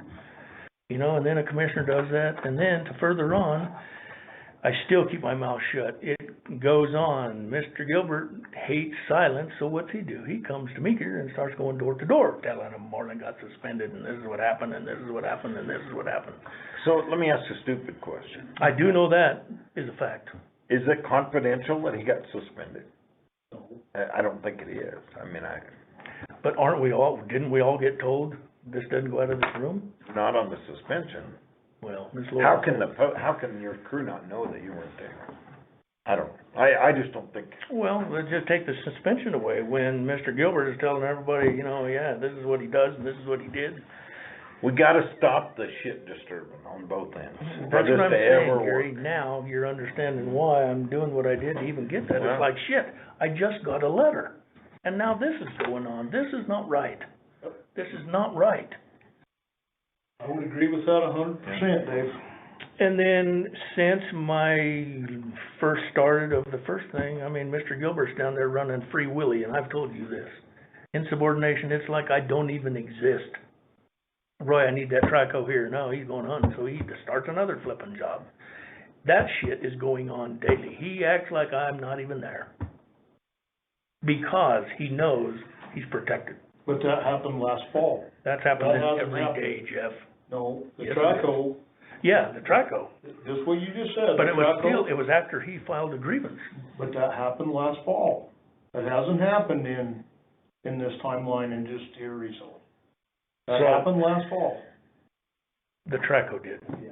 But he's still doing it. So, Okay. I've got every note, every date. Yep. It's still, we're just going over, I'm going over my notes. From what you said about the Traco, Dave, that's where we're at. If we're gonna split the hairs, we need to split the hairs correctly. And here again, I'm not trying to be a shit about that, but if we're gonna get to the bottom of this, we gotta get the timelines correctly. We can't be talking about something that happened 4 months ago or 5 months ago, that we're talking about something that happened in the last 2 weeks or 10 days. Do we go back and visit about that, or do we talk? We're not gonna get past that. No, but this is what I'm saying, Jeff. You're saying, yeah, that did happen last fall. I'm saying it's still happening since. Okay. okay, That's all I'm saying. It's like he knows he's protected. If Morlan's gonna get on, I just gotta go to Jeff. And then boom, you call me. All I'm asking is I need something to let me do my job. That's all this is. Let me do my job. If I'm in the wrong, this contract says, bring him in. If I'm in the wrong, fire his ass. If this shit keeps going on, Gary, you just said it, we gotta stop this we shit. gotta stop. This is where it starts. This is where it starts. So let me ask you this. If we bring Roy in, and we're basically gonna say the same thing to him, in my view, that we're saying to you, the shit has to stop. And it has to stop from today forward. That means, I don't know this Dave Stanford, that means whoever's stirring the shit down there, Roy or otherwise, you've been put on notice, this shit better stop. Say that same thing to you. You've been put on notice, people in your office, this shit needs to stop. They need to be told that. Now let's move forward. If we did that, if we brought Roy in and had that conversation and his people, or we can go down there and talk to whatever the hell it takes, does that work? Is that something that you're agreeable to, that we will talk to Roy, we'll have that conversation, and let's move forward? Because I'm gonna tell you right off, I can't speak for Jeff, I can't speak for Ty. That agreement is never gonna fly in my book. That limits we've gotta be able to manage our people just like you gotta be able to manage yours. And that makes it so we can't. That's all I'm asking for, Gary. Let me do my job. But that makes it so we can't, is what I'm saying. So the agreement, like if we could hit the reset button, go back, have the conversation with Roy, then that agreement wouldn't be, Necessary. yeah, Is that what you're saying? yeah, wouldn't even be something that would be brought forth. I would love to say that, Ty, but good God, I can beat this in you guys' head and you call bullshit, but it's still, we can sit here and he can read everything. But will it work? I'm willing to do anything. This, I can tell you, gang, that's where it starts, Jeff. I am not we gonna. heard that all today. It's like, Laura, in the one meeting, you and Cy both said, Jesus Christ, there's some story changing here. Mm-hmm. I could go on and on about the stories.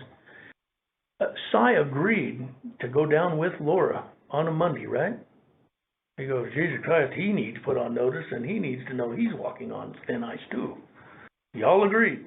Okay, cool. There's a commissioner going down there to straighten his ass out.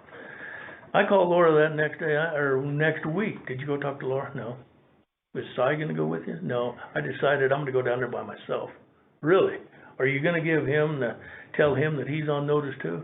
She goes, no, I'm just gonna go down there and talk to him in my motherly voice. I heard You remember that? Yep, and So then, when she gets back, I said, Laura, did you go talk to Roy? Yep. I said, did you tell him he was walking on thin ice too? She says, no.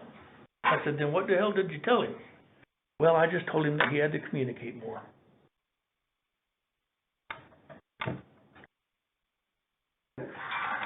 But gang, believe me, man, Dave, I don't know wanna if go this is gonna through. work. Cause I'm sure as hell not gonna agree to do that reappointment under those And conditions. I'll tell you, if you guys wanna do that, you two as the board, I'm gonna completely abstain myself from this deal. Well, I stayed out of that shop until this morning. I took my truck down there for a PM. I stood back there and talked to Kerry and Mike for a little bit. In fact, I wanted to call you and say, Dave Morlan, before anybody calls, I'm sitting back here and I'm in the mechanic shop. I've never even walked up front. I don't even, and here's the deal, Dave. I have not driven my county truck in 2 flipping months simply because I do not wanna stop there and get fuel. pretty sad. Cause I don't wanna have to deal with this bullshit. And I don't want somebody calling you going, Rector said that, or he said, because that's not how that works. I know, Jeff, and I've told you a million times, Jesus Christ, I loved you going down there, and then all this shit started. You said you haven't been there in 2 or 3 months. I get feedback, yeah, Jeff's here every 2 or 3 days a week. What do I say? Yeah. It doesn't matter. It doesn't matter. You It doesn't should really be able to go through there. I loved going through there, but I'm telling you guys, Gary, you said it, that's where the shit's starting.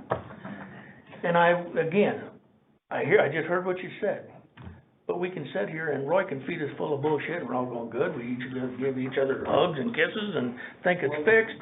A week later, that shit's gonna happen again. I'm gonna tell you where That's the protection, Gary, that I'm trying to say. Because I don't Morlan think it's thinks, this is what Dave truly thinks. This is what I'm getting out of this. Dave thinks that I'm gonna step on whatever bounds I've got to protect Roy Gilbert. Ooh, I know better. Am I hearing you? You're hearing me exactly right. Okay. And our Mr. Gilbert is telling all of his guys, don't worry, me and Rector like this.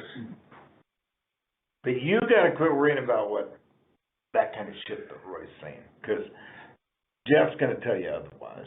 And I try, Gary, but it's happening. Well, It's but we gotta either make major changes, or But we've you gotta gotta agree to put all that behind us and start with a clean slate and move forward. One or the other has to happen here. And it has to happen within the next 2 weeks. It has to happen from up here and it has to happen Damn right. from down there. And that's something you've gotta truly And believe in your heart of hearts that you're gonna make that happen, and we'll have the same conversation if you want us to with Roy, that he has to do the same. And that's the only way I see us moving forward and forget that, but I don't have an issue voting to reappoint Dave Morlan, as long as I feel like you're truly committed to making this work.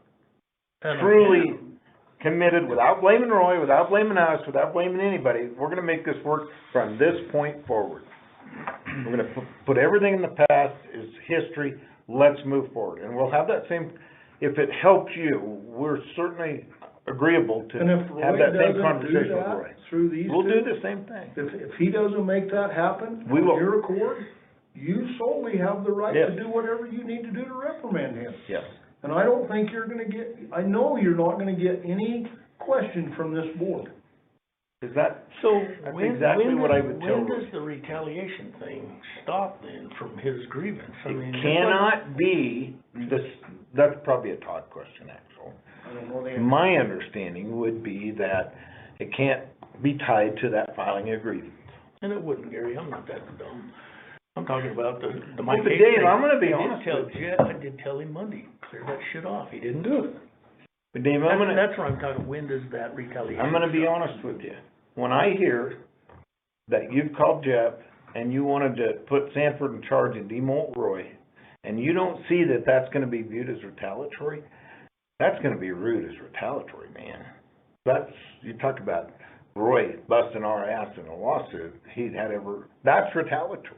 I understand that, Gary. That Yeah, trouble. hear me out. I made that comment on one of our conversations that it was looking ways to go forward. And I did say, with these decisions that he's making, those aren't smart decisions. But it sounds like you're backing him up on the track I'm not hoe. backing in, Well, I'm you not don't have a backing problem Roy up. with it. I You think don't those have a problem policies with are it. extreme. That's Gary Moyer's personal opinion. Well, but on the track hoe, it's And not you've gotta gonna, respect, Dave, I have a right to that opinion, and that's probably where we struggle here. Just accept the fact that Gary's gonna have his own opinion, he doesn't have to agree with all this shit. That doesn't mean that I don't think you do a good job. And I don't think, It's nothing, no offense to you, that I think some of that policy is a little extreme. well, I don't even know if it's a policy, yes, it's statutorily that I watch out for the equipment. No. My understanding was those were the policies that Roy had violated that you reprimanded him for. Did I not understand that report correctly? I don't remember that report. Well, I mean, now that I know that you don't have a problem with it, Gary, but at the Well, time, I'm. I'm not just saying telling you change what it, I'm just saying that's Gary Moyer's personal opinion. Yeah, but see, I guess that's where we.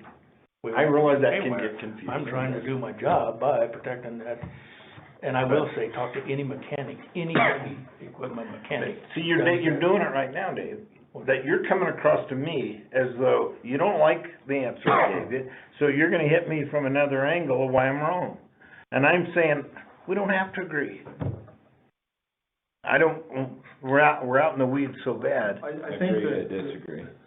Huh? Agree to disagree. Yeah, and it's no big deal, it's nothing personal. The We have different the viewpoints. Traco issue and Yeah. the flagging issue and is kind of a moot point right now. Yeah. I think we all agree that the traffic issue was probably the largest infraction there. Yeah. But I guess what I'm saying is whatever decision you make from here forward down there, this board will support you in that. And I think And be up to careful. this point, Dave, we have done a really good job at that. I can't help what those guys are calling you and it's just like I told you the other day, when you told me that you wanted to move Dave Sanford in there and take Roy out of there, I'm like, are you flipping shitting me? I was just like, That's retaliatory. you wanna put the biggest pot stirring son of a bitch on the planet? The only reason Dave Sanford's there is 'cause his wife makes him go to work every day, 'cause she wants him to have a job. You know that as well as anybody. And we talked about that, Jeff, and I did say, you said go from worse to worser to Yeah. whatever you said. And I agreed with you. But I also said, I think I can manage him more so than Roy. Roy is young, he just admitted it. Dave, you've been here 40 years, he said, I've been here 40. But do you see But where I'm he said, coming I've from only there? been here 2 years, and I don't know anything. That was his comment. So what I told you, maybe, while Sanford is here, maybe this is an option, Jeff. For the time that Sanford is here, maybe we just swap them. Okay, And hopefully, Roy will learn a little more. He just admitted he doesn't know shit. So for 2 years, maybe we can bring him along and train him. That's the only reason why I brought that up. let's step back on Because that they're just- both within the just a little organization. bit, Dave. This last snowstorm we had, and the roads at Sanford just bladed. If here's a guy that we think knows that much to run that operation, and he did the worst job of anybody down there, You're exactly right, Jeff, but isn't it Roy's job to manage him? but isn't a guy that's been on a blade that long and you send out to blade snow, don't you think he ought to know how to do that? Oh, you damn right. Okay. But if he's not, then Roy needs to get on his ass. I mean, he's the one managing, not me. But when we hear say again, I can't do a goddamn thing because Morlan and him are buddies. That's where the shit starts. I mean, that's damage. That's damage that we're chasing that tail of shit that, I mean, that shouldn't even be happening. Well, I agree, Dave. And that's why I'm so frustrated with this thing right now. Because I see all that. And until something changes a little bit there, Right.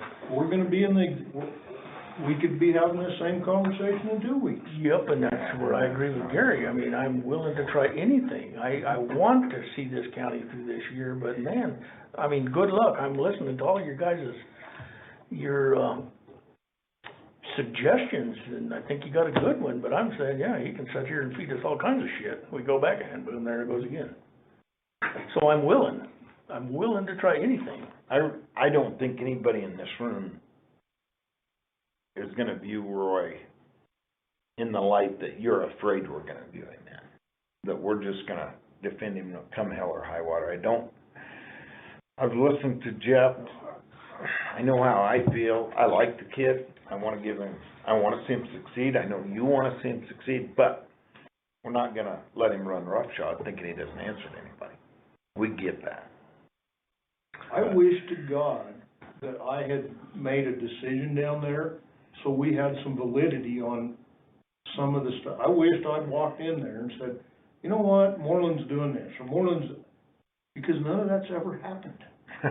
Ever. And I know exactly where that shit's coming from. I know to a T where it's coming from.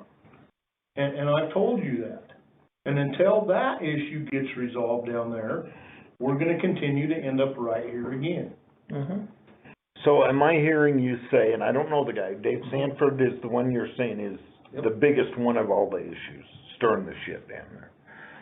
Like I told you guys before, there's only two guys Do you agree with that? that I made Some of that it, Gary, comment. but he's getting a lot of If I blame was for gonna it, fire and it's somebody, not him. it would be Dave Sanford. There was only two people on the planet that knew that. Yeah. That So guy they and this stirring guy. shit. I never said a flipping word. How in the world did Dave Sanford find that out? Where'd that come from?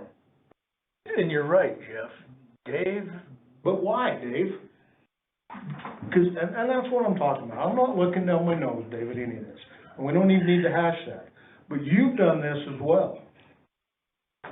And to fix this issue, we're gonna have to quit stirring the pot everywhere. Can't just be this side or that.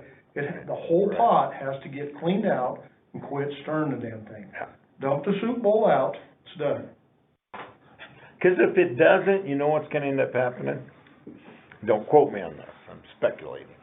What's gonna end up happening is Roy will be gone and you'll be gone, if this doesn't stop. That's just kind of my personal take on it. But I've known Dave Sanford for a long, long time, worked with him in the oil field. He hasn't changed a lick. He's always been that guy, he's gonna be that guy forever, and he's gonna tell you whatever he thinks he can tell you to put his position on your side. Whatever. That's just who Dave Sanford is. I watched him do that with Co-Rod, I watched him do that with NL Well Service. and I agree with that, Jeff, and that's why I take everything he says with a grain of salt. I take that with all of those guys. They So- wanna build it up, we all know that. But, I will say Sanford's, he's not the only one down there, and it will blow your mind on some of these people that are telling me other stuff. Jeff Rector walks in there, and if you were to ask him, they say, not me. Because they know of what Roy's telling them, and yeah, well, me and Jeff are like that, you don't need to go talk to Jeff. So they know I need a job, I'm talking about the employees, they need a job, they aren't gonna cross Roy, they aren't gonna badmouth him. That's why they call me, thinking it's confidential. It's not, I'm just saying it's Dave Sanford ain't the only one. The other thing I wanted to mention too is, and I brought it to Laura, probably never happened, nothing ever done. I got guys, not Sanford, saying, when did we take off whenever the hell we wanted to, and we don't write it down, and we're still accruing time.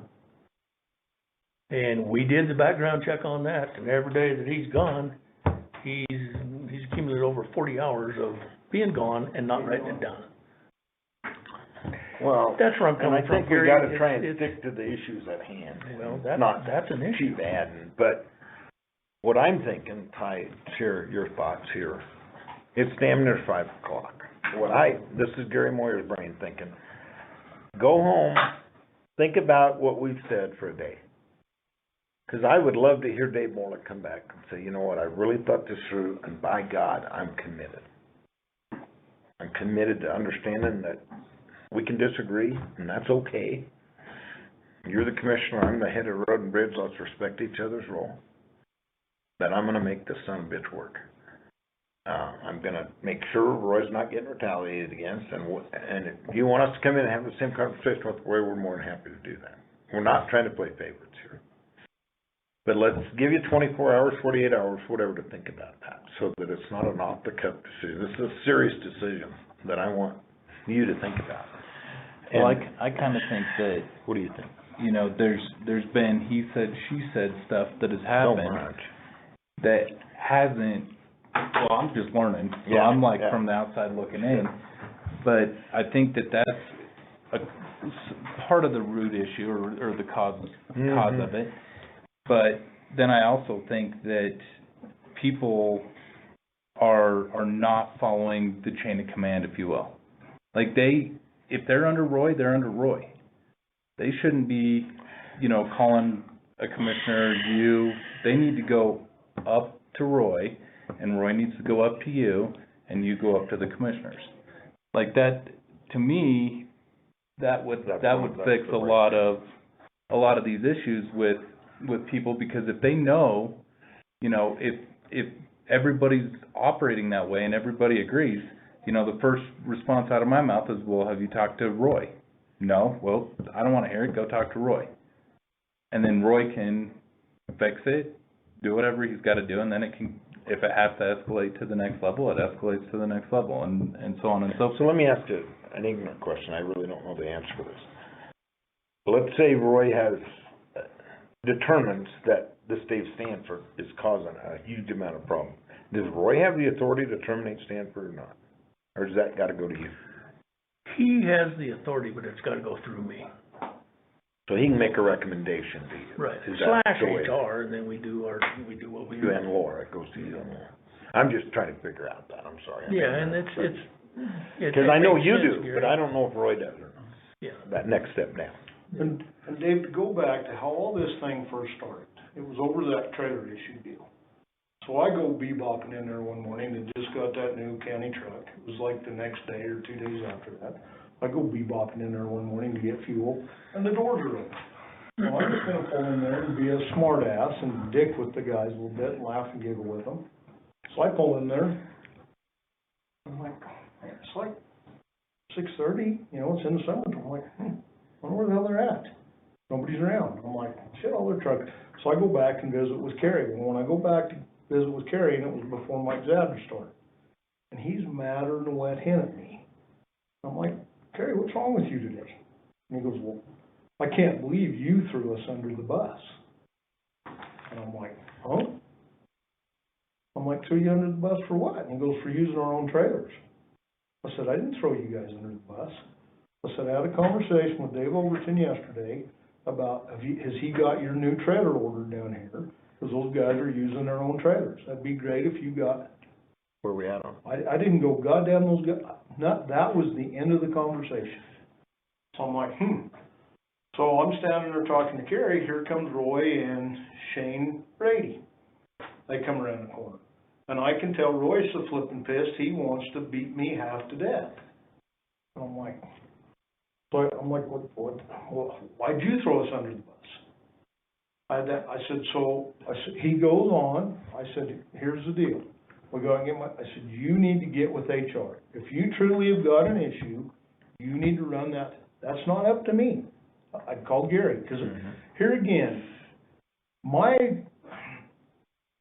private industry, through my whole life, HR was a very simple task. Through this governmental thing, if anybody can screw it up, I can probably do a better job than anybody.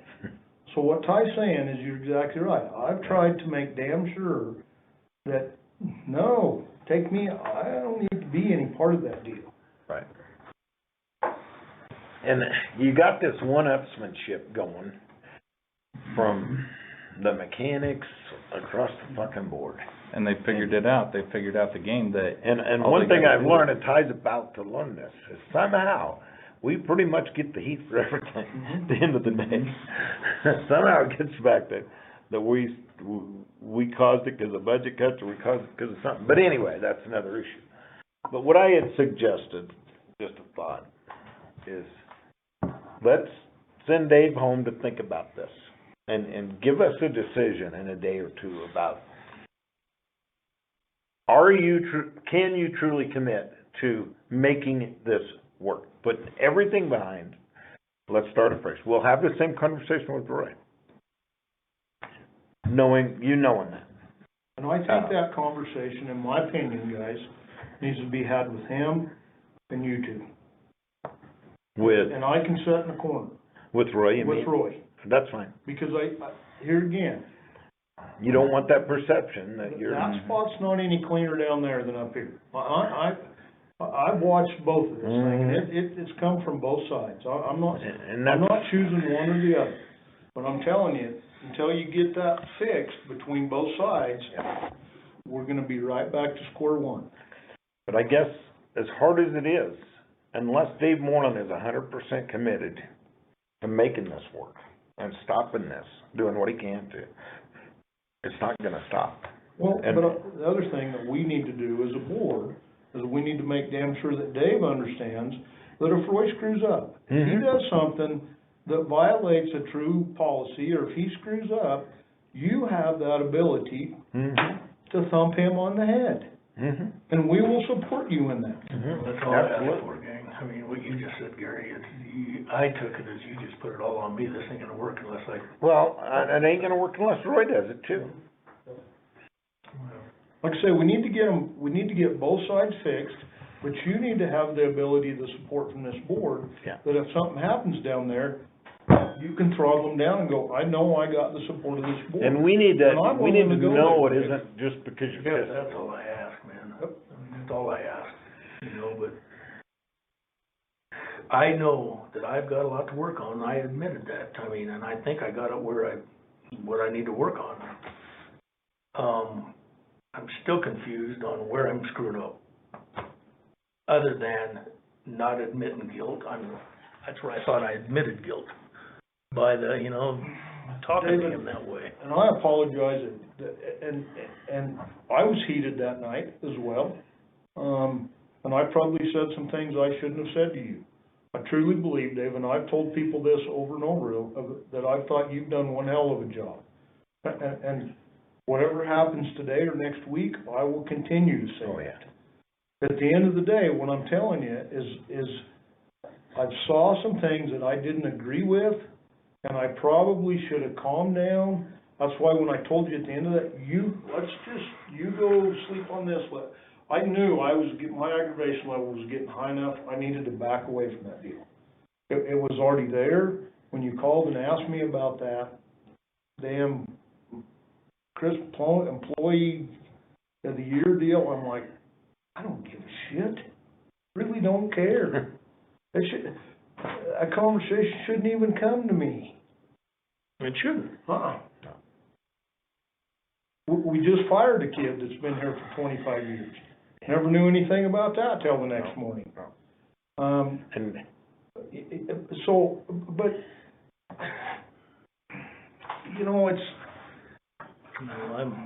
willing to. I want to see these two projects work, and if it don't work, and you probably don't even need to fire me. I can't do this anymore. And I know I got some work, but I'm not the only one that needs to work on this. Well, that's what I'm saying, Dave. No, we know that. I'm not saying that that solely lies on your shoulders by any means, way. But you've got to be supportive of it for it to work. work, I just will. like Dave. I am, Gary, I mean. Okay. And that's why I say, Dave, I wanna stay out of this conversation. If you want me to sit in the room, if you guys wanna have, I'll sit there. But I promise you, I won't say a word. I'll sit there, I'll keep my mouth You're shut. talking when we meet with Roy. Yeah, with Roy and you. Just be, but truly, to get this resolved, we're gonna have to get both parties in the room with the, to figure out. Well, I guess what I was thinking is we'd bring Roy in and talk to the three of us. Are you okay with that, to have this conversation with him? Sure. Just like we did with you, and say, guys, you gotta be committed to this. Cause I wanna see it work. I don't wanna see Dave Morlan retire. Neither one of us did, No, we don't. through this whole deal. And because, it's very simple for me, because for 20-some years, you've run a pretty damn good operation up there, in my Open view. operation. Between the team you have there, and I do think it's a team, and you always say that, Hell, yeah. pretty good deal. I don't wanna see you get fired or resign pissed off, or I wanna see you go out on a high note when you decide to go out. I don't give a shit if that's a year, 5 years, that's up to you. But, the only way we're gonna make this work is if Roy's committed to it, you're committed to it, and fucking Clint Chappell needs to quit stirring the pot, whoever, the guys down there, whoever's stirring the pot, We got two. Roy needs to quit stirring it, you need to quit stirring it, you gotta totally commit that, okay, we're gonna start fresh and we're gonna make this work, guys. Otherwise, we may as well make our big changes now. And, I mean, you're saying I can't live through this, and that's concerning to hear you say that. And we want it to work, but Gary, I want it to work. I'm that's what just we need to saying- hear. I'm just saying something's gotta change. Mhm. That's all I'm saying. When I really think if you force people to follow that chain of command, this bullshit, he said, she said, will stop, because they're not gonna wanna go to Roy, or Roy's not gonna wanna go to you, or same on this end. You know, Clint's not gonna, I don't know who Clint's supervisor is, but if they're stirring the pot, or guys below Jimmy, you know, they shouldn't be going right to you, they should be going up to Jimmy. And that, in my opinion, Well, I mean, I they think just that need would to do fix their a lot. Ty, that's why we have never had any issues up to this point. I have never seen this. I've never seen this shit. That is my policy. Both districts know that. You got a lead man, go to your lead man. If he doesn't handle it right, you go to your district supervisor. If he doesn't handle it right, then by the time it gets to me, it better be a good Serious excuse issue. to come through that door. Again, my door is an open door policy. Both districts know that. You nailed it right on the head. That is the problem. And where we're stuck is employees, take Roy, Stanford, whoever, they're constituents of ours. So we kind of feel obligated to, if they wanna visit with us as a constituent, we have to let them do that. As an employee, they need to deal through that chain of command, like I said, and that's a fine line we get stuck walking. I Yeah. hope you And can I appreciate always that. say, okay, that door's open, somebody comes in, it's like, did you talk to Jimmy? Did you talk to Thad? Mhm. And they said no, and it's like, go see what they say. Then you can come in. It's a system that always worked. I mean, I've never seen this shit before in my life. I'll tell you what screwed this up, is me. And I didn't do it by overstepping my bounds, because the only time that ever came to pass, I went through the chain of command, just like it was supposed to be done. The problem is stopping down there. And the perception, well, no, guys, don't listen to me. damn. But the perception is that whether Roy's telling somebody that, or Sanford, or Shane Brady, or whoever's telling those guys that Jeff, because me and Roy became pretty decent friends, kind of like me and you became. But at the end of the day, I've never overstepped my bounds there. And so what I think's happened is this thing's escalated. So through something that I never made a decision on, or ever made an opinion on, it's became to that pass, oh, well, shit, Jeff stops in here, so Roy can do whatever he wants. That's never It been the was case. nothing but perception. Yeah. Yeah. So it's no different than me going up here and shooting the shit with Jimmy, Yeah. and Dave getting worried that I'm sticking my nose into operations. And you're saying, no, I didn't stick my nose into It'd be operations. the exact same thing.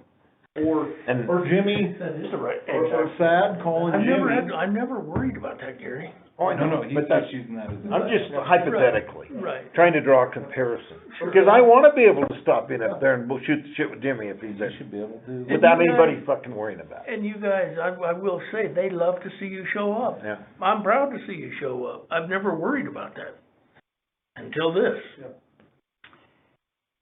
And I think you nailed it, Jeff. It's from there, then the fabrication starts. Mhm.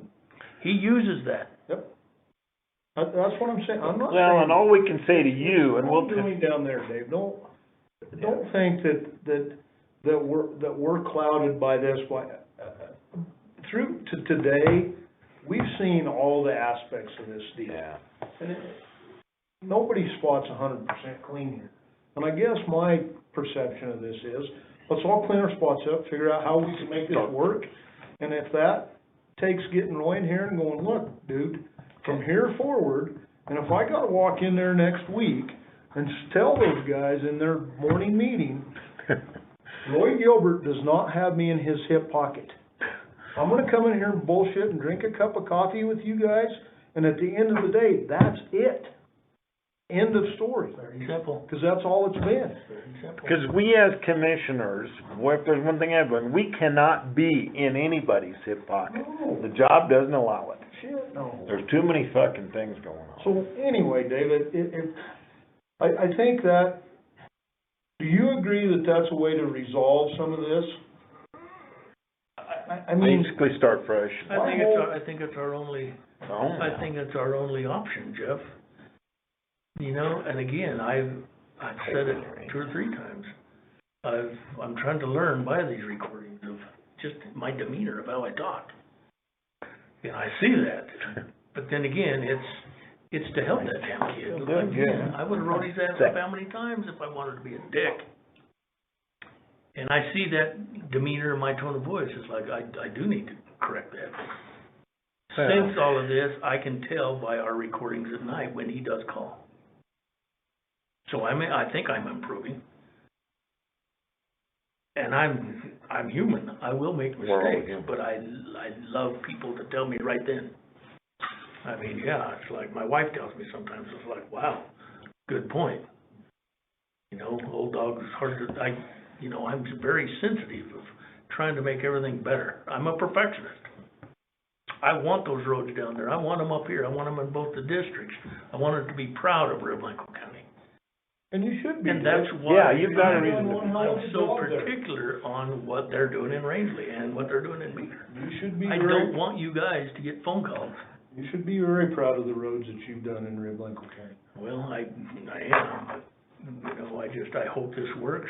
God, life of me, I hope it works. But I think we all- I'm still worried about the fabrications because of what we just beat all this shit to death. Well, You know, and all that it's stuff. just like here's another example. It's just so you get him in here, you can talk to your blue in the face, and he goes, yeah, well, yeah. That's what I'm worried about. All we But can do is I'm try. willing to try, but here's another fabrication the trico. Well, goddamn. Yeah, I can't see and this is from him blabbing and telling people. Comes back, it's just hearsay, well, Morlan made me drive that run that trico on County Road 15 for 3 miles, what's the difference? That's asphalt. This is on a fluffed up gravelled road. Well, the difference is, you remember when we did that overlay on 15. That north side was not overlaid. They milled all that shit up, compacted it. We got hit with a 6-inch snowstorm that night. Then it rained like a dirty bastard. Cars were driving on it because that's a detour, stay off the new oil. That road went to hell in a handbasket. There were 15 places that we had to dig up to get rid of that muck. So Roy was running the backhoe. Yeah, he was digging that shit out of there, and then he'd move another 100 feet down the road and digging out it again. It wasn't like I told him to run that trico 3 miles. There's a little difference there. But we're gonna have to move past all that. Mhm. And, Well, that's water under the bridge. I mean, are you committing to us right now, or do you wanna have some time to think about it? Take some time. Well, I will, Gary. Visit with your wife. I hope to see I hope you guys understand where I'm coming from. I'm not we just do. pulling this out of my ass. No, we know. I wanna work here. But I think we've all gotta commit to, we're gonna put the past behind us, and we're gonna have to start fresh. Sure. And Dave, All we those really old, want you to work here. yeah, That's just like you talked about, you haven't slept and your health. yeah. I'll tell you what, this thing has ate me alive Yes, for the last me 60 too. days. Every flipping day. Yep. You've been the topic of my thought process, and not in a bad way. It's about It's a frustration. how do we get this resolved? It's almost like I got a young bull and old bull in the field, and they're butting heads, and we can't, so how do we fix that? You know, and there again, I'm not saying one's right or one's wrong, neither of that. But how do we get past that? I was hoping, when I asked Todd to put you two together with him in here as a mediator, that would fix it. That didn't fix it. So I'm like, well, now we're 60 days past that, I guess, or wherever we're at. I don't even know what the time frame is. Oh, it's been a while. It's been way too long. But we're probably in a worse spot today than we were when this thing first started. So I guess if we can figure out a way, and we get Roy back in here again with you, and we put out, Well, and I this think, is what's gonna happen. I think we need to start with Roy, if you're agreeable to that. If you're wanting to stay on, we gotta start fresh, and I'm hearing you say you are. We bring Roy in here and have this same talk, and then maybe have that Dave and Roy thing, but Roy needs to hear from us. That, goddamn it, this is done. We're starting fresh. Because I don't see any other way to move forward without making radical changes that we don't wanna do. I'll tell you what you two ought to do, is you two ought to drive down there and Yeah. do that, Okay. like tomorrow. Tomorrow. That work for you? He's got CCI in the morning. orientation. Rector told me that was a waste of goddamn. It is a waste of time. Well, they're recording it, so. It's a waste of time. Let's run down there tomorrow. It really is. I realize that's illegal. It's Yeah, but- day-to-day operation. Guys, this is Yeah. more important than Yeah. two commissioners hanging out together to go visit with somebody about Yeah. Yeah. There again, No, and are you good, or do you wanna be there? no, guys, Okay. I wanna kind of back away from this a little bit. Okay. I've got thrown in this thing at my, See, Jeff knows more about operations and some of that shit than I do, and that's part of why I've kinda cut my nose out of any of that day shit that you communicate with Jeff on. But if you want me to be the one that steps up here, I'm happy to. yeah, this is one of those deals I really feel like, and Dave, tell me if I'm thinking it, but I really think I need to be the guy that backs completely away from this thing.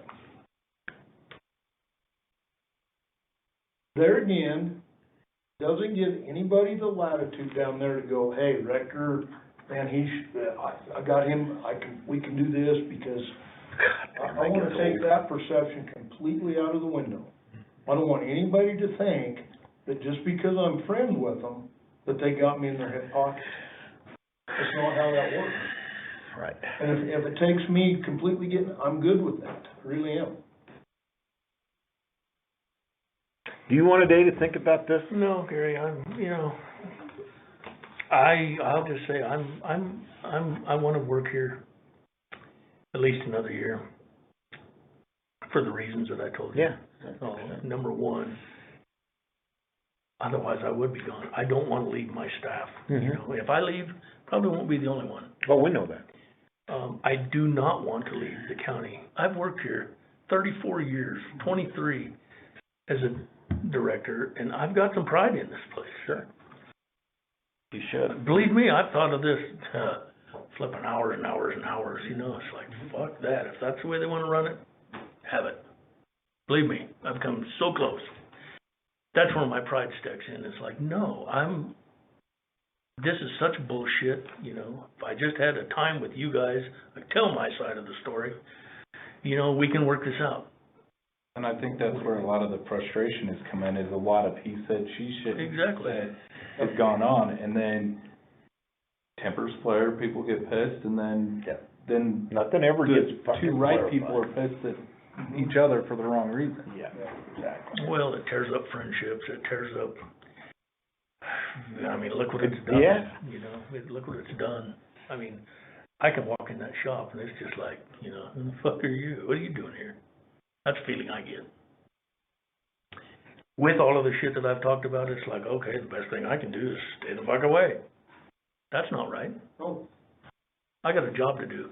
That's all I'm asking. We've talked about it. Let's get back to the chain of command thing. Let's start fresh. I'm more than willing to start this. Okay. Jeff, for the first year that he was down there, I mean, you did the same thing. You pulled into the shop, you did this, you did that. There was never any problem. There was never any problem. So let's get back to that. And that is what we need to get back to, is running the ship that I ran. Let's all get Never on the been same a goddamn fucking team. problem. Yeah. You know, and that's why I mentioned Ty as the go-to guy. He's new, you know, we've got history, this is, he said, she said, and there's tension here, there's tension here. Let's make tension there. Yeah. No. Make him be. Not really, but No, that was but my thought process. we've gotta because do that our was job. New eyes, you know, okay, dude, if I'm screwing up that bad, I need to know right then. a new perspective, and Right. I get that, Dave. Yep. Okay. So I hope you don't think that this contract, I felt from everything I said, like I said, I felt you and Roy are up for my goddamn ass. Through hearsay, that's why I did what I did. That's exactly what Ty just said. You got, Yeah. Mm-hmm. Shit. Exactly, Ty, and Let's- that's awesome, but let's no, forget it and you move didn't know shit when you walk in here, you're just going, what the hell? Yeah. Dave, you think if I thought, if I even had a question that I was storing to you, and I went and grabbed Todd, no way. right. There is no way I'd have done that. I'd have sat here and tried to rebut what I told you. Yeah. Like I told And you. I was impressed by you, why you did that. Yeah, because I don't, Dave. It's like, stop, let me go get him. Yeah, I absolutely have nothing to hide here. I don't, buddy. And words can get misconstrued, that's for I want you to be able True. to fulfill this tenure with the job you've done in the past, which has been an incredible job. I want you to fulfill your obligation. I want you to go out with your on your boots own Dave. terms, yeah. That's That's been what I'd my like. take at this deal. Have I been very aggravated with you in the last 60, 90 days? Yeah. Have you been aggravated with me? Yeah. But just like Ty said, the problem is we've listened to other people talk about other shit, but we probably should have just sat down in a normal tone in a conversation and said, hey, whoa, time out. But we never did that. We talked to one another, we got aggravated right off the bat, and it's like, okay, and you never get anywhere doing that. That's why yesterday, I suggested we do this today, or I suggested we do this, and I told Todd yesterday, I said, I wanna do that tomorrow. Yeah. We gotta get ahead of this. We gotta get, No more dicking around, let's get ahead of it. Well, maybe when you guys, you know, this may be a Todd question too, maybe when you guys talk to Roy, this is when, you know, if you screw up in Dave's mind, like disciplinary, Dave has the right to do that, and you can't come back on retaliation just because I haven't been able to touch him since. Mhm. So maybe you make that clear, it's like, you know, and that's when He needs to know that. just like what we said in this contract, we get whoever needs to be involved. Like you're supposed to. And I always have, it's Laura, what about this, you know, I'm gonna write him up, shit.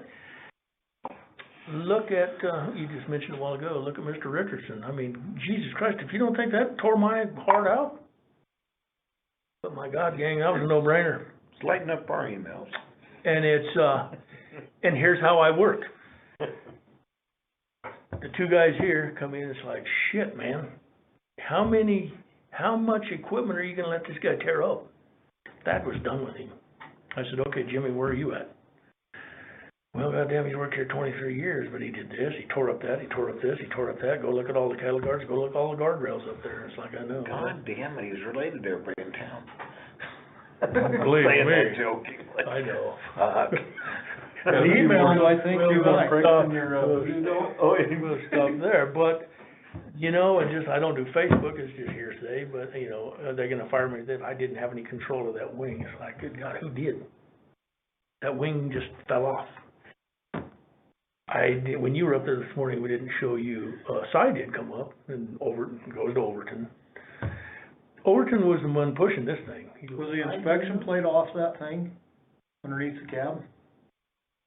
no, you know those 8 bolts, those 8 1-inch bolts? Yeah, where's Tie that? that on?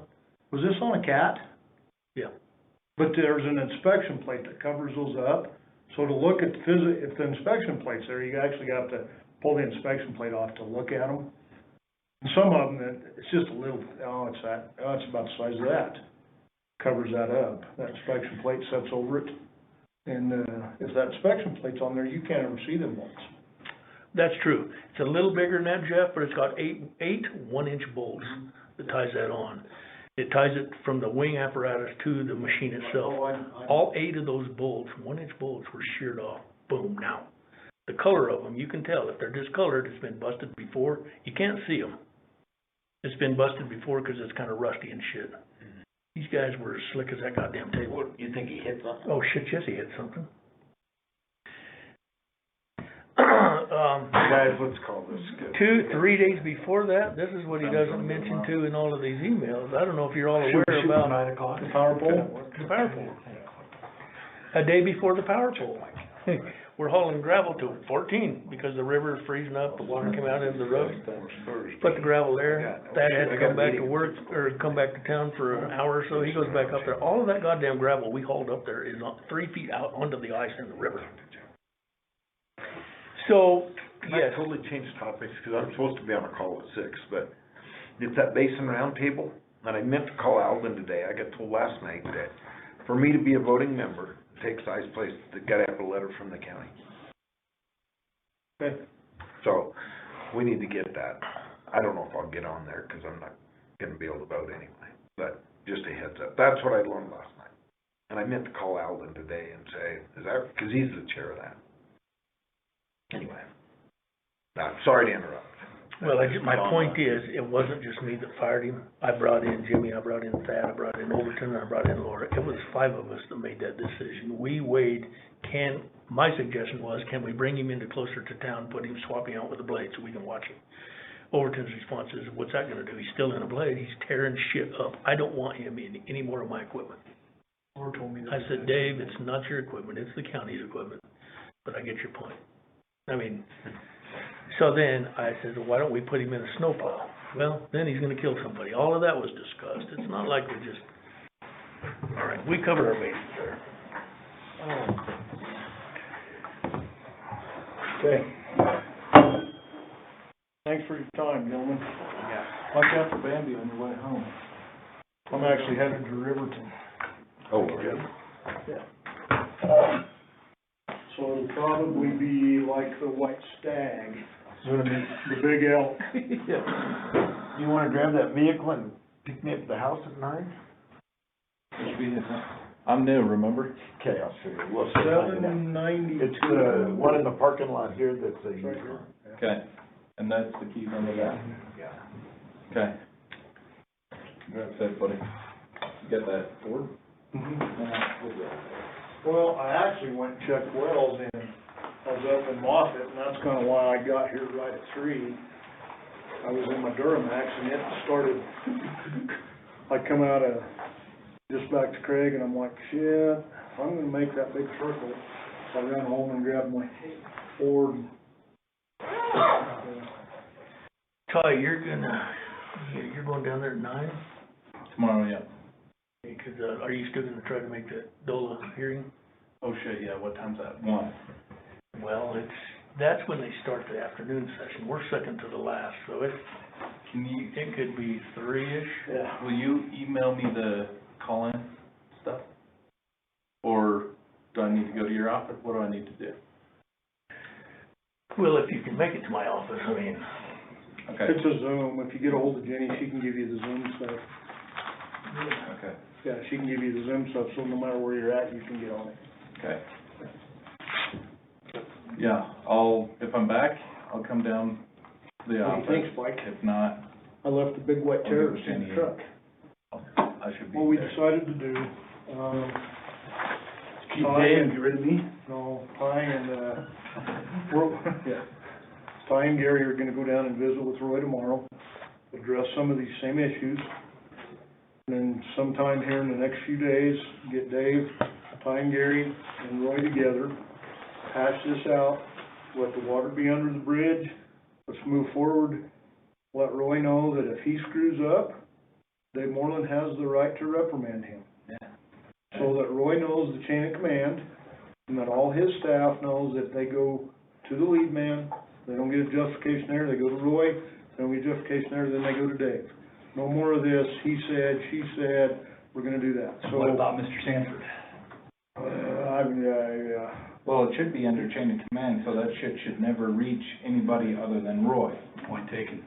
And Roy needs to make, or, I don't know how you wanna handle that, that's your department, but that needs to be well known, in my opinion, to all the road bridge staff is, you got shit, it goes to your direct supervisor. It doesn't go anywhere else. You don't go around your No. supervisor to your supervisor, yeah. And then I think that'll clean a lot of the, he said, she said. And I told Dave, next week, I'm gonna stop in there one morning, when they're all there at their morning meeting, and I'm gonna tell them point blank, that, guys, I'll stop in here and have a cup of coffee with you, but if you think Roy Gilbert's got me in his hip pocket to save anybody or himself, wrong thinking. It's never happened, won't happen from day forward. I was just gonna say that, Jeff.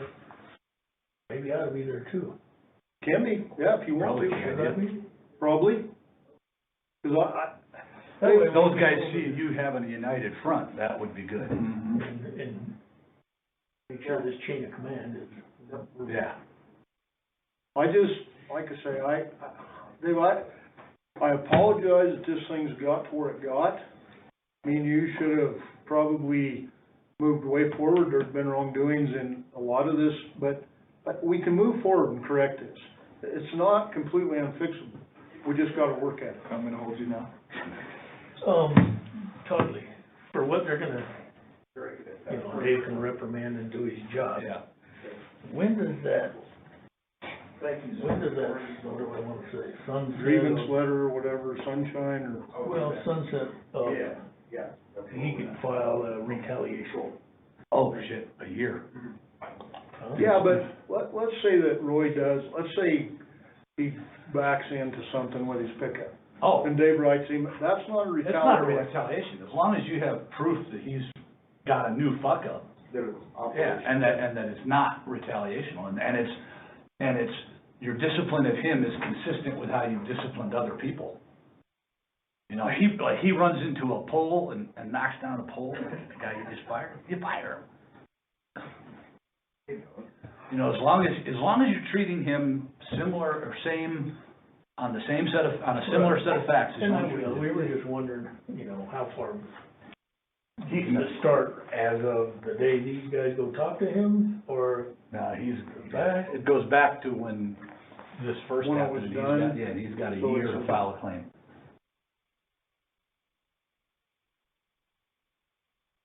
meaning if he did something after all of this shit happened, which would warrant a write-up, I can't go back. and No, write it up.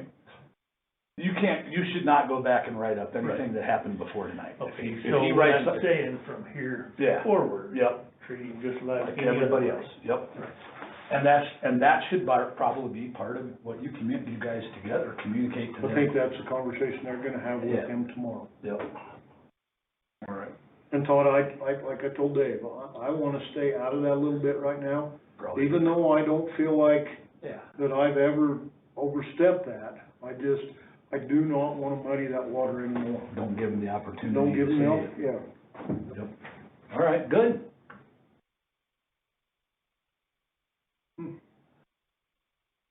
Everybody's happy? Where's the keys to the Audi? A good I'll question. leave you the dually. I'll take the Audi. All right. Is he out he is? He probably lost the fucking keys. Well, actually, now that you say that, Lori went and got Spike for me, and she took my Audi. I wonder if she gave me back my key. One left a minute. That would be a Meeker thing, huh? I got tickled this morning, I stopped down there and ran back and talked to Carrie and Mike to PM my county truck. And they're like, well, did you, I said, no, guys, I'm in my personal truck. And so Carrie says, well, will you give me, and so we went to the house and I opened the door and he goes, must be nice living in the country, keys and everything here, and I'm like, yep. Okay. When you get back, you waiting for the snowstorm? 2 weeks. I come back on the when's our third meeting? I go back, I'm here now. After the I've changed my 26th. schedule. I'm gonna be here from the first meeting to the third meeting. I'm just gonna stay here for 2 weeks. Oh, really? Yeah, rather than up and down and up and down and up and down. Cause when, I get down there after the second week, I'm fucking an old man, man. I sit in that car, I hurt, I don't get shit done for 2 days. Plus I can be up here more. So, refresh my memory on where we are on 57 then, you're going to... We are gonna go take a loader, move the snow. Move the snow, and I'm gonna send a letter to her tomorrow, telling her if she touches that shit again, we're gonna go take her to court. She's not authorized to move the snow off the county road. If she wants to apply for a permit, she can do that. Hey! What are you doing? What are you doing? What are you doing? Spoiled brat.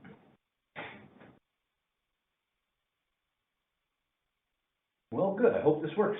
I do too, guys, I really do, it'd be nice for Dave, it'd be nice for all of us to get this thing put through and Let's just be done.